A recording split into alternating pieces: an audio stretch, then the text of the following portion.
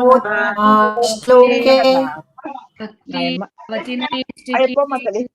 भक्तिर्भवति नैष्ठिके कृष्णाय वासुदेवाय देवकी नंदनाय च देवकी नंदनाय भगवती उत्तमा श्लोके भक्तिर्भवति नैष्ठिके भक्तिर्भवति वासुदेवाय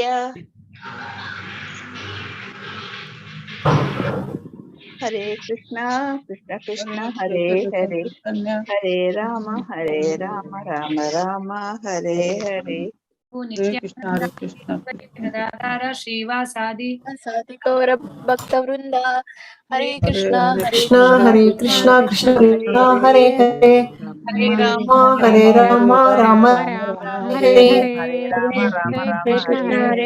कृष्ण कृष्ण कृष्ण हरे हरे हरे राम राम राम हरे हरे हरे कृष्ण हरे कृष्ण हरे राम राम।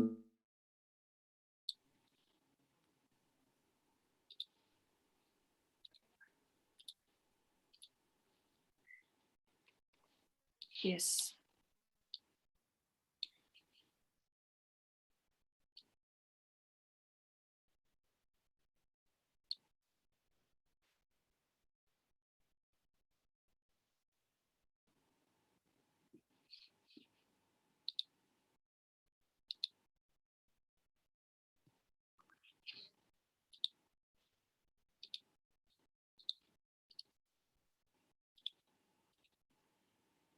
ध्वनीनामग्रणीरेषा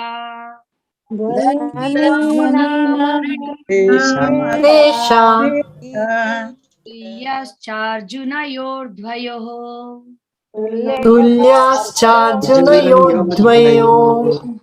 हुताशा इव दुर्धर्षः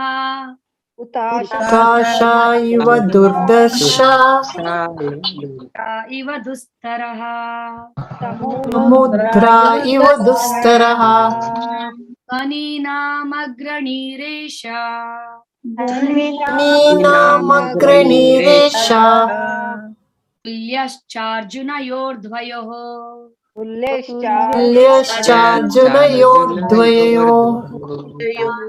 इव दुर्धर्षः हुताशा इव दुर्धर्षः इव दुस्तरः समुद्रा इव दुस्तरः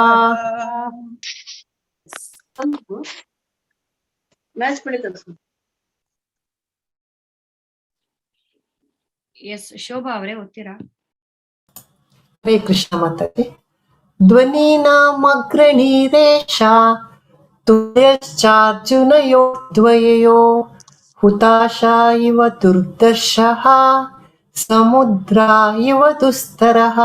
ಹರೇ ಕೃಷ್ಣ ಮಾತಾಜಿ. ಹರೇ ಮಾತಾಜಿ ಅದು ಧನ್ವಿ ಅಲ್ವಾ? ಧನ್ವಿನ ಹೌದು ಹೌದು. ಹರೇ ಕೃಷ್ಣ. ಹರೇ ಕೃಷ್ಣ. ಎಸ್ ರಮಾಮಣಿ ಅವರೇ. ಹರೇ ಕೃಷ್ಣ ಮಾತಾಜಿ. ಹರೇ ಕೃಷ್ಣ. ಧನ್ವಿನಾಮಗ್ರಣೇರೇಶ ತುಲ್ಯಶ್ಚಾರ್ಜುನಯೋರ್ದ್ವಯೋಃ ಹುತಾಶಾ ಇವ ದುರ್ಧರ್ಷಃ ಸಮುದ್ರಾ ಇವ ದುಸ್ತರಃ. ಹರೇ ಕೃಷ್ಣ ಮಾತಾಜಿ. ಹರೇ ಕೃಷ್ಣ. ಎಸ್ ಹೇಮಮಯ್ಯ ಅವರೇ ಓದ್ತೀರಾ? ಹರೇ ಕೃಷ್ಣ ಮಾತಾಜಿ ಓದ್ತೇನೆ. ಧನ್ವಿನಾಮಗ್ರಣೀರೇಷ ತುಲ್ಯಶ್ಚಾರ್ಜುನಯೋರ್ದ್ವಯೋಃ ಹುತಾಶಾ ಇವ ದುರ್ದರ್ಶಃ ಸಮುದ್ರ ಇವ ದುಸ್ತರಃ. ಹರೇ ಕೃಷ್ಣ ಮಾತಾಜಿ. ಹರೇ ಕೃಷ್ಣ. ಬಿ ಎನ್ ಸುಜಾತ ಅವರೇ. ಹೇಳ್ತೀನಿ.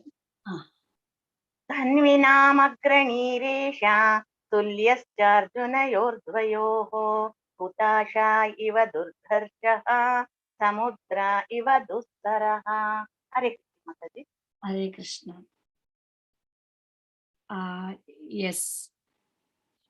ಎಸ್ ಬಿ ಎಸ್ ರಾಮಕೃಷ್ಣ ಪ್ರಭುಜಿ ಶಬ್ದಗಳ ಅರ್ಥ ಅನುವಾದ ಓದ್ತೀರಾ?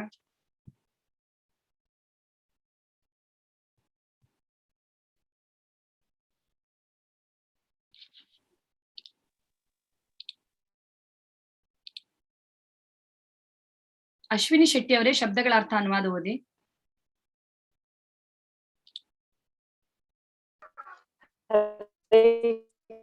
ಕೃಷ್ಣ ಮಾತಾಜಿ. ಹರೇ ಕೃಷ್ಣ. ದನ್ನ ಬೀಳುಗಳಲ್ಲಿ ಅಗ್ರಣಿ ಮುಂದಾಳುವಾದ ಏಷಃ ಈ ಮಗು ತುಲ್ಯ ಸಮಾನನು ಚ ಮತ್ತು ಅರ್ಜುನರಿಗೂ ದ್ವಯೋ ಇಬ್ಬರು ಹುತಾಶ ಅಗ್ನಿಯ ಇವ ಹಾಗೆ ದುರ್ದರ್ಶಃ ಎದುರಿಸಲಾಗದವನು ಸಮುದ್ರ ಸಾಗರದ ಇವ ಹಾಗೆ ದುಸ್ತರ ದಾಟಲ ಶಕ್ಯನು. ಅನುವಾದ: ಬಿಲ್ಲಾಲ್ಗರಲ್ಲಿ ಈ ಮಗುವು ಅರ್ಜುನನಿಗೆ ಸಮಾನವಾಗುವನು. ಇವನು ಅಗ್ನಿಯಂತೆ ಎದುರಿಲ್ಲದವನು ಮತ್ತು ಸಮುದ್ರದಂತೆ ಮೀರಲು ಅಸಾಧ್ಯನೂ ಆಗುವನು. ಎಸ್.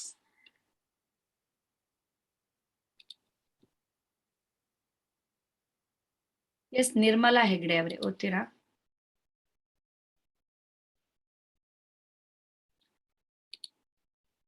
ವಿಜಯಶ್ರೀ BS ಅವರೇ ಓದಿ. ಹರೇ ಕೃಷ್ಣ ಮಾತಾಜಿ. ನಾನು ಓದ್ಲಾ ಮಾತಾಜಿ? ಸುಮತಿ ಭಟ್ ಓದ್ತೀನಿ ಮಾತಾಜಿ. ಹರೇ ಕೃಷ್ಣ. ನಿರ್ಮಲಾ ಹರೇ ಕೃಷ್ಣ ಮಾತಾಜಿ. ಒಂದ್ ನಿಮಿಷ, ವಿಜಯಶ್ರೀ ಅವರು ಪ್ರಾರಂಭಿಸ್ಲಿ ಈಗ, ಆಮೇಲೆ ಓದಿ ನಿರ್ಮಲಾ ಅವರೇ. ಎಸ್, ಓದಿ. Okay, thank you. ಚರಿತ್ರೆಯಲ್ಲಿ ಇಬ್ಬರು ಅರ್ಜುನರಿದ್ದಾರೆ. ಒಬ್ಬನು ಹೈಹಯ ರಾಜನಾದ ಕರ್ತೃವೀರ್ಯನ ಅರ್ಜುನನ, ಇನ್ನೊಬ್ಬನು ಈ ಮಗುವಿನ ಪಿತಾಮಹನಾದ ಅರ್ಜುನ. ಈ ಇಬ್ಬರು ಅರ್ಜುನರು ಬಿಲ್ಲು ವಿದ್ಯೆಯಲ್ಲಿ ಪ್ರಸಿದ್ಧರು. ಮಗು ಪರೀಕ್ಷಿತನು ವಿಶೇಷವಾಗಿ ಯುದ್ಧದಲ್ಲಿ ಅವರಿರುವರಿಗೆ ಸಮಾನನಾಗುವನೆಂದು ಇಲ್ಲಿ ಮುಂಚೆಯೇ ಸೂಚಿಸಲಾಗಿದೆ. ಪಾಂಡವ ಅರ್ಜುನನ ಸಂಕ್ಷಿಪ್ತ ಚರಿತ್ರೆಯನ್ನು ಈ ಕೆಳಗೆ ಕೊಡಲಾಗಿದೆ. ಪಾಂಡವ ಅರ್ಜುನ ಭಗವದ್ಗೀತೆಯ ಮಹಾನಾಯಕ. ಮಹಾರಾಜ ಪಾಂಡುವಿನ ಕ್ಷತ್ರಿಯ ಪುತ್ರ. ರಾಣಿ ಕುಂತಿದೇವಿಯು ಯಾವ ದೇವತೆಯನ್ನಾದರೂ ಆಹ್ವಾನಿಸಬಹುದಾಗಿತ್ತು. ಅವಳು ಇಂದ್ರನನ್ನು ಆಹ್ವಾನಿಸಿದಳು. ಅವನಿಂದ ಅರ್ಜುನನು ಹುಟ್ಟಿದನು. ಆದುದರಿಂದ ಅರ್ಜುನನು ಸ್ವರ್ಗಾಧಿಪತಿಯಾದ ಇಂದ್ರನ ಸಮಗ್ರ ಅಂಶನು. ಫಾಲ್ಗುಣ ಫೆಬ್ರವರಿ ಮಾರ್ಚ್ ಮಾಸದಲ್ಲಿ ಹುಟ್ಟಿದವನಾದ್ದರಿಂದ ಅವನಿಗೆ ಫಾಲ್ಗುಣಿ ಎಂತಲೂ ಹೆಸರು. ಅರ್ಜುನ ಜನಿಸಿದಾಗ ಅಶರೀರವಾಣಿಯು ಅವನ ಮುಂದೆ ಮಹಿಮಾಶಾಲಿಯಾಗುವನೆಂದು ನುಡಿಯಿತು. ಅಲ್ಲದೆ ದೇವತೆಗಳು, ಗಂಧರ್ವರು, ಆದಿತ್ಯರು, ಸೂರ್ಯಲೋಕದಿಂದ ರುದ್ರರು, ವಸುಗಳು, ನಗರು, ಬೇರೆ ಬೇರೆ ಪ್ರಮುಖ ಋಷಿಗಳು, ಅಪ್ಸರೆಯರು, ಸ್ವರ್ಗಲೋಕದ ವೈಶ್ಯರು ಇತ್ಯಾದಿಯಾಗಿ ಬ್ರಹ್ಮಾಂಡದ ನಾನಾ ಭಾಗಗಳಿಂದ ಪ್ರಮುಖ ವ್ಯಕ್ತಿಗಳು ಈ ಉತ್ಸವಕ್ಕೆ ಬಂದರು. ಅಪ್ಸರೆಯರು ಪ್ರತಿಯೊಬ್ಬರನ್ನು ತಮ್ಮ ದಿವ್ಯವಾದ ನೃತ್ಯ ಮತ್ತು ಗೀತೆಗಳಿಂದ ಸಂತೋಷಪಡಿಸಿದರು. ಶ್ರೀಕೃಷ್ಣನ ತಂದೆಯು ಅರ್ಜುನನ ಸೋದರ ಮಾವನು ಆದ ವಸುದೇವನು ಸಕಲ ವಿದ್ಯುತ್ ಸಂಸ್ಕಾರಗಳಿಂದ ಅರ್ಜುನನನ್ನು ಪರಿಶುದ್ಧಗೊಳಿಸಲು ಪುರೋಹಿತ ಕಶ್ಯಪನನ್ನು ತನ್ನ ಪ್ರತಿನಿಧಿಯಾಗಿ ಕಳುಹಿಸಿದನು. ಅರ್ಜುನನ ನಾಮಕರಣ ಸಂಸ್ಕಾರವು ಶೃಂಗದ ವಾಸಿಗಳಾದ ಋಷಿಗಳ ಸಮ್ಮುಖದಲ್ಲಿ ನಡೆಯಿತು.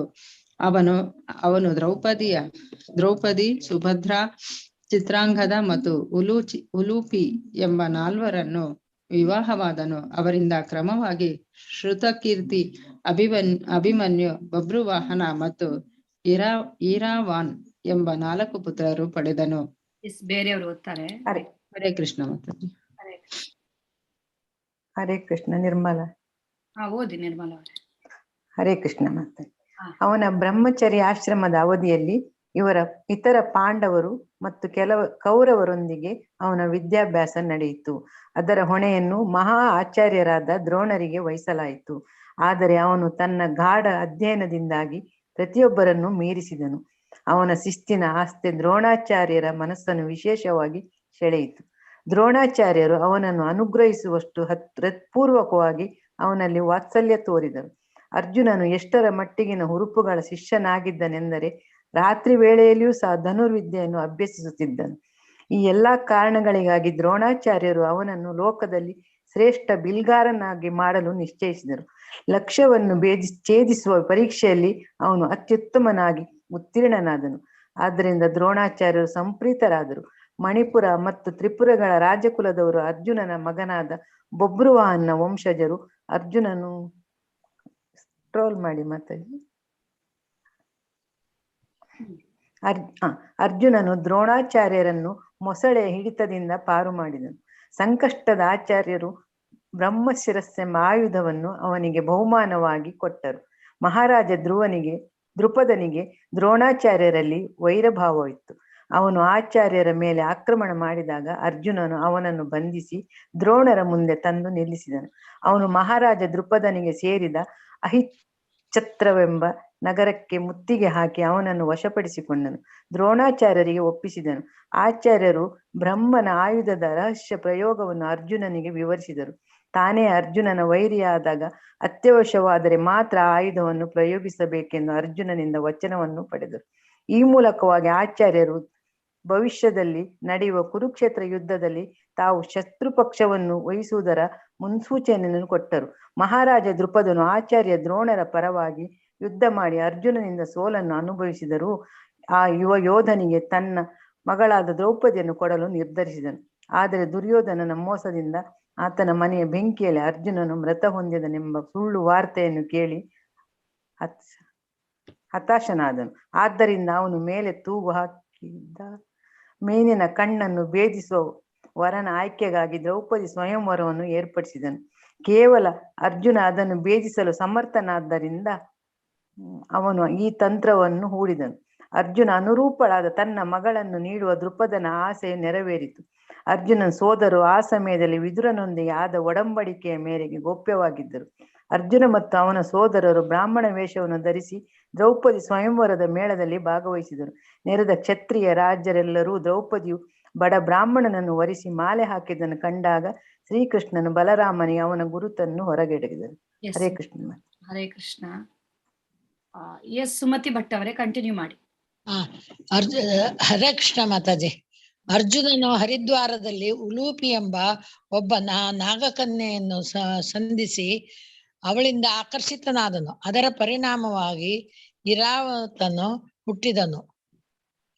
ಹಾಗೆ ಮಣಿಪುರ ರಾಜನ ಮಗಳಾದ ಚಿತ್ರಾಂಗದೆಯನ್ನು ಅರ್ಜುನನು ಸಂಧಿಸಿದನು. ಅವಳಲ್ಲಿ ಬಭ್ರುವಾಹನನು ಹುಟ್ಟಿದನು. ಬಲರಾಮನಿಗೆ ತನ್ನ ತಂಗಿ ಸುಭದ್ರೆಯನ್ನು ದುರ್ಯೋಧನಿಗೆ ಕೊಡುವ ಉದ್ದೇಶವಿದ್ದುದರಿಂದ ಶ್ರೀಕೃಷ್ಣನು ಅವಳನ್ನು ಅಪಹರಿಸಲು ಅರ್ಜುನನಿಗೆ ನೆರವಾಗುವ ಒಂದು ಹಂಚಿಕೆಯನ್ನು ನೆರವಾಗುವಂತೆ ಒಂದು ಹಂಚಿಕೆಯನ್ನು ಹಾಕಿದನು. ಯುಧಿಷ್ಠರನು ಕೂಡ ಶ್ರೀಕೃಷ್ಣನೊಂದಿಗೆ ಅದಕ್ಕೆ ಸಮ್ಮತಿಸಿದನು. ಈ ರೀತಿ ಸುಭದ್ರೆಯನ್ನು ಅರ್ಜುನನು ಬಲಾತ್ಕಾರವಾಗಿ ಒಯ್ದನು. ಅನಂತರದಲ್ಲಿ ಅವಳನ್ನು ಅವನಿಗೆ ಮದುವೆ ಮಾಡಿ ಕೊಡಲಾಯಿತು. ಸುಭದ್ರೆಯ ಮಗ ಅಭಿಮನ್ಯು. ಅವನು ತಂದೆಯ ಮರಣಾನಂತರ ಹುಟ್ಟಿದ ಪರೀಕ್ಷಿತ ಮಹಾರಾಜನ ತಂದೆ. ಅರ್ಜುನನು ಖಾಂಡವನಕ್ಕೆ ಬೆಂಕಿ ಹಚ್ಚಿ ಅಗ್ನಿದೇವನನ್ನು ತಣಿಸಿದನು. ಇದಕ್ಕಾಗಿ ಅಗ್ನಿದೇವನು ಅವನಿಗೆ ಆಯುಧವೊಂದನ್ನು ದಯಪಾಲಿಸಿದನು. ಖಾಂಡವನಕ್ಕೆ ಬೆಂಕಿ ಇಟ್ಟಾಗ ಇಂದ್ರನಿಗೆ ಕೋಪ ಬಂತು. ಅವನು ಇತರ ದೇವತೆಗಳ ಸಹಾಯ ಪಡೆದು ಅರ್ಜುನನ ಆಹ್ವಾನವನ್ನು ಎದುರಿಸಲು ಸನ್ನದ್ಧನಾದನು.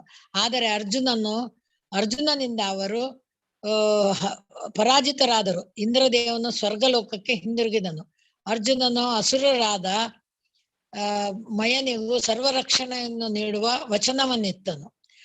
ಮಯನು ಅರ್ಜುನನಿಗೆ ದೇವದತ್ತವೆಂದ ಅಮೂಲ್ಯವಾದ ಶಂಖವನ್ನು ಕಾಣಿಕೆಯಾಗಿ ಕೊಟ್ಟನು.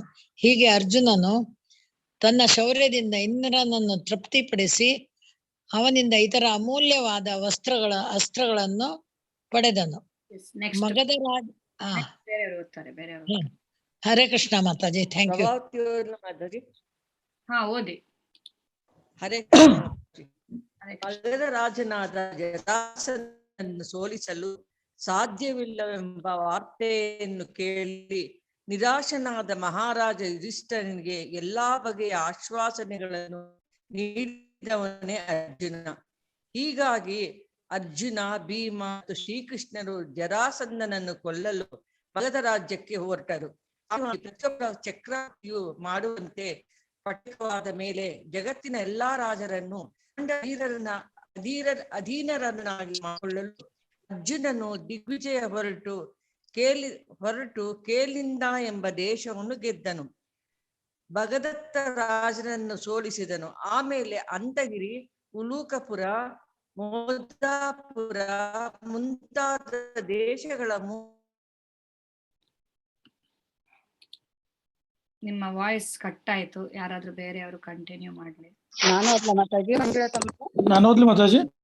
ನಾನು ಓದ್ತೀನಿ ಮಾತಾಜಿ. ಕಮಲಮ್ಮ. ಕವೀಣ ಎಲ್ರ?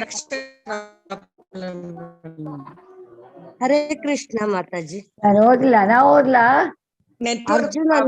ಅರ್ಜುನನು ಕೆಲವೊಮ್ಮೆ ಕಠಿಣ ತಪಸ್ಸುಗಳನ್ನು ಆಚರಿಸಿದನು. ಬಳಿಕವೇ ಇಂದ್ರದೇವನಿಂದ ಬಹುಮಾನಿತನಾದನು. ಶಿವನು ಕೂಡ ಅರ್ಜುನನ ಬಲವನ್ನು ಪರೀಕ್ಷಿಸಲು ಯತ್ನಿಸಿದನು. ಕಾಡು ಮನುಷ್ಯನ ಕಿರಾತನ ವೇಷ ಧರಿಸಿ ಅರ್ಜುನನನ್ನು ಸಂಧಿಸಿದನು. ಇಬ್ಬರ ನಡುವೆ ಭಾರಿ ಕಾಳಗ ನಡೆಯಿತು. ಕಡೆಗೆ ಶಿವನು ಅರ್ಜುನನ ಸಾಹಸದಿಂದ ತೃಪ್ತನಾಗಿ ತನ್ನ ನಿಜ ರೂಪವನ್ನು ಪ್ರಕಟಗೊಳಿಸಿದನು. ಅರ್ಜುನನು ಶಿವನನ್ನು ನಮ್ರತೆಯಿಂದ ಪ್ರಾರ್ಥಿಸಿದನು. ಶಿವನು ಅವನಿಂದ ಪ್ರೀತನಾಗಿ ಅವನಿಗೆ ಪಾಶುಪತಾಸ್ತ್ರವನ್ನು ದಯಪಾಲಿಸಿದನು. ಅರ್ಜುನನು ಬೇರೆ ಬೇರೆ ದೇವತೆಗಳಿಂದ ಇತರ ಅನೇಕ ಪ್ರಮುಖಾಸ್ತ್ರಗಳನ್ನು ಪಡೆದುಕೊಂಡನು. ಯಮರಾಜನಿಂದ ದಂಡಾಸ್ತ್ರವನ್ನು, ವರುಣನಿಂದ ಪಾಶಾಸ್ತ್ರವನ್ನು, ಸ್ವರ್ಗಲೋಕದ ಕೋಶಾಧಿಕಾರಿಯಾದ ಕುಬೇರನಿಂದ ಅಂತರ್ಧಾನಾಸ್ತ್ರವನ್ನು ಗಳಿಸಿದನು. ಅರ್ಜುನನು ಚಂದ್ರಲೋಕದಾಚೆ ಇರುವ ಸ್ವರ್ಗಲೋಕಕ್ಕೆ ಬರಬೇಕೆಂದು ಇಂದ್ರನು ಇಚ್ಛಿಸಿದನು. ಆ ಲೋಕದಲ್ಲಿ ಅಲ್ಲಿಯ ನಿವಾಸಿಗಳು ಅವನನ್ನು ಹಾರ್ದಿಕವಾಗಿ ಸ್ವಾಗತಿಸಿದರು. ಇಂದ್ರದೇವನ ಸಭೆಯಲ್ಲಿ ಅವನಿಗೆ ಭಾರೀ ಸ್ವಾಗತ ಸತ್ಕಾರಗಳು ದೊರೆತವು. ಬಳಿಕ ಅವನು ಇಂದ್ರದೇವನನ್ನು ಭೇಟಿಯಾದನು. ಇಂದ್ರದೇವನು ಅವನಿಗೆ ವಜ್ರಾಯುಧವನ್ನು ಕಾಣಿಕೆಯಾಗಿ ನೀಡದ್ದಲ್ಲದೆ ಸ್ವರ್ಗಲೋಕದಲ್ಲಿ ಬಳಕೆ ಇರುವ ಸೇನಾ ಮತ್ತು ಸಂಗೀತ ಶಾಸ್ತ್ರಗಳನ್ನು ಬೋಧಿಸಿದನು. ಒಂದರ್ಥದಲ್ಲಿ ಇಂದ್ರನು ಅರ್ಜುನನ ನಿಜವಾದ ತಂದೆ. ಆದ್ದರಿಂದ ಹರೇ ಕೃಷ್ಣ, ಒಂದು ಅರ್ಥದಲ್ಲಿ, ಒಂದು ಅರ್ಧದಲ್ಲಿ ಅಲ್ಲ, ಒಂದರ್ಥದಲ್ಲಿ ಇಂದ್ರನು ಅರ್ಜುನನ ನಿಜವಾದ ತಂದೆ. ಆದ್ದರಿಂದ ಇಂದ್ರನು ಸ್ವರ್ಗಲೋಕದ ಮಹಾಸುಂದರಿಯಾದ ಅಪ್ಸರ ಸ್ತ್ರೀ ಊರ್ವಶಿಯಾದ ಪರೋಕ್ಷವಾಗಿ ಅರ್ಜುನನ ಮನರಂಜಿಸಲು ಬಯಸಿದನು. ಸ್ವರ್ಗಲೋಕದ ಸ್ತ್ರೀಯರು ಕಾಮಾಸಕ್ತರು. ಊರ್ವಶಿಯು ಮಹಾವೀರನಾದ ಅರ್ಜುನನನ್ನು ಒಡಗೂಡಲು ಅತ್ಯಂತ ಕಾತರಳಾಗಿದ್ದಳು. ಅವಳು ಅವನನ್ನು ಏಕಾಂತದಲ್ಲಿ ಕಂಡು ತನ್ನ ಇಚ್ಛೆಯನ್ನು ತಿಳಿಸಿದಳು. ಆದರೆ ಅರ್ಜುನನು ಊರ್ವಶಿಯ ಮುಂದೆ ಕಣ್ಣು ಮುಚ್ಚಿಕೊಂಡು ಅವಳನ್ನು ಕುರುವಂಶದ ಮಾತೆ ಎಂಬುದಾಗಿ ಸಂಬೋಧಿಸುತ್ತಾ ಅವಳನ್ನು ತನ್ನ ಮಾತೆಯರಾದ ಕುಂತಿ, ಮಾದ್ರಿ ಮತ್ತು ಇಂದ್ರದೇವನ ಪತ್ನಿಯಾದ ಶಚಿದೇವಿಯರ ಸ್ಥಾನದಲ್ಲಿ ಇರಿಸಿ ತನ್ನ ನಿರ್ದುಷ್ಟ ಶೀಲವನ್ನು ಕಾಪಾಡಿಕೊಂಡನು. ಹತಾಶಳಾದ ಊರ್ವಶಿಯು ಅರ್ಜುನನನ್ನು ಶಪಿಸಿ ಹೊರಟು ಹೋದಳು. ಅರ್ಜುನನು ಸ್ವರ್ಗಲೋಕದಲ್ಲಿ ಹೆಸರಾಂತ ಮಹಾ ತಪಸ್ವಿ ಲೋಮಶವನನ್ನು ಭೇಟಿ ಮಾಡಿ ಮಹಾರಾಜ ಯುಧಿಷ್ಠಿರನ ಕ್ಷೇಮಕ್ಕಾಗಿ ಪ್ರಾರ್ಥಿಸಿಕೊಂಡನು. ಬೇರೆಯವರು ಓದ್ತಾರೆ. ಹರೇ ಕೃಷ್ಣ. ನಾನು ಓದ್ತೀನಿ ಮಾತಾಜಿ. ಮಾತಾಜಿ, ಯಾವಾಗ್ಲೂ ಓದುವರೆ ಓದೋದು ಬೇಡ, ಬೇರೆಯವರು ಓದ್ಲಿ. ನಾನು ಓದಿಲ್ಲ ಮಾತಾಜಿ. ಹರೇ ಕೃಷ್ಣ. ಮಾತಾಜಿ. ಸುಂದರಮೂರ್ತಿ. ಎಸ್, ಓದಿ. ಪಲ್ಲವಿ.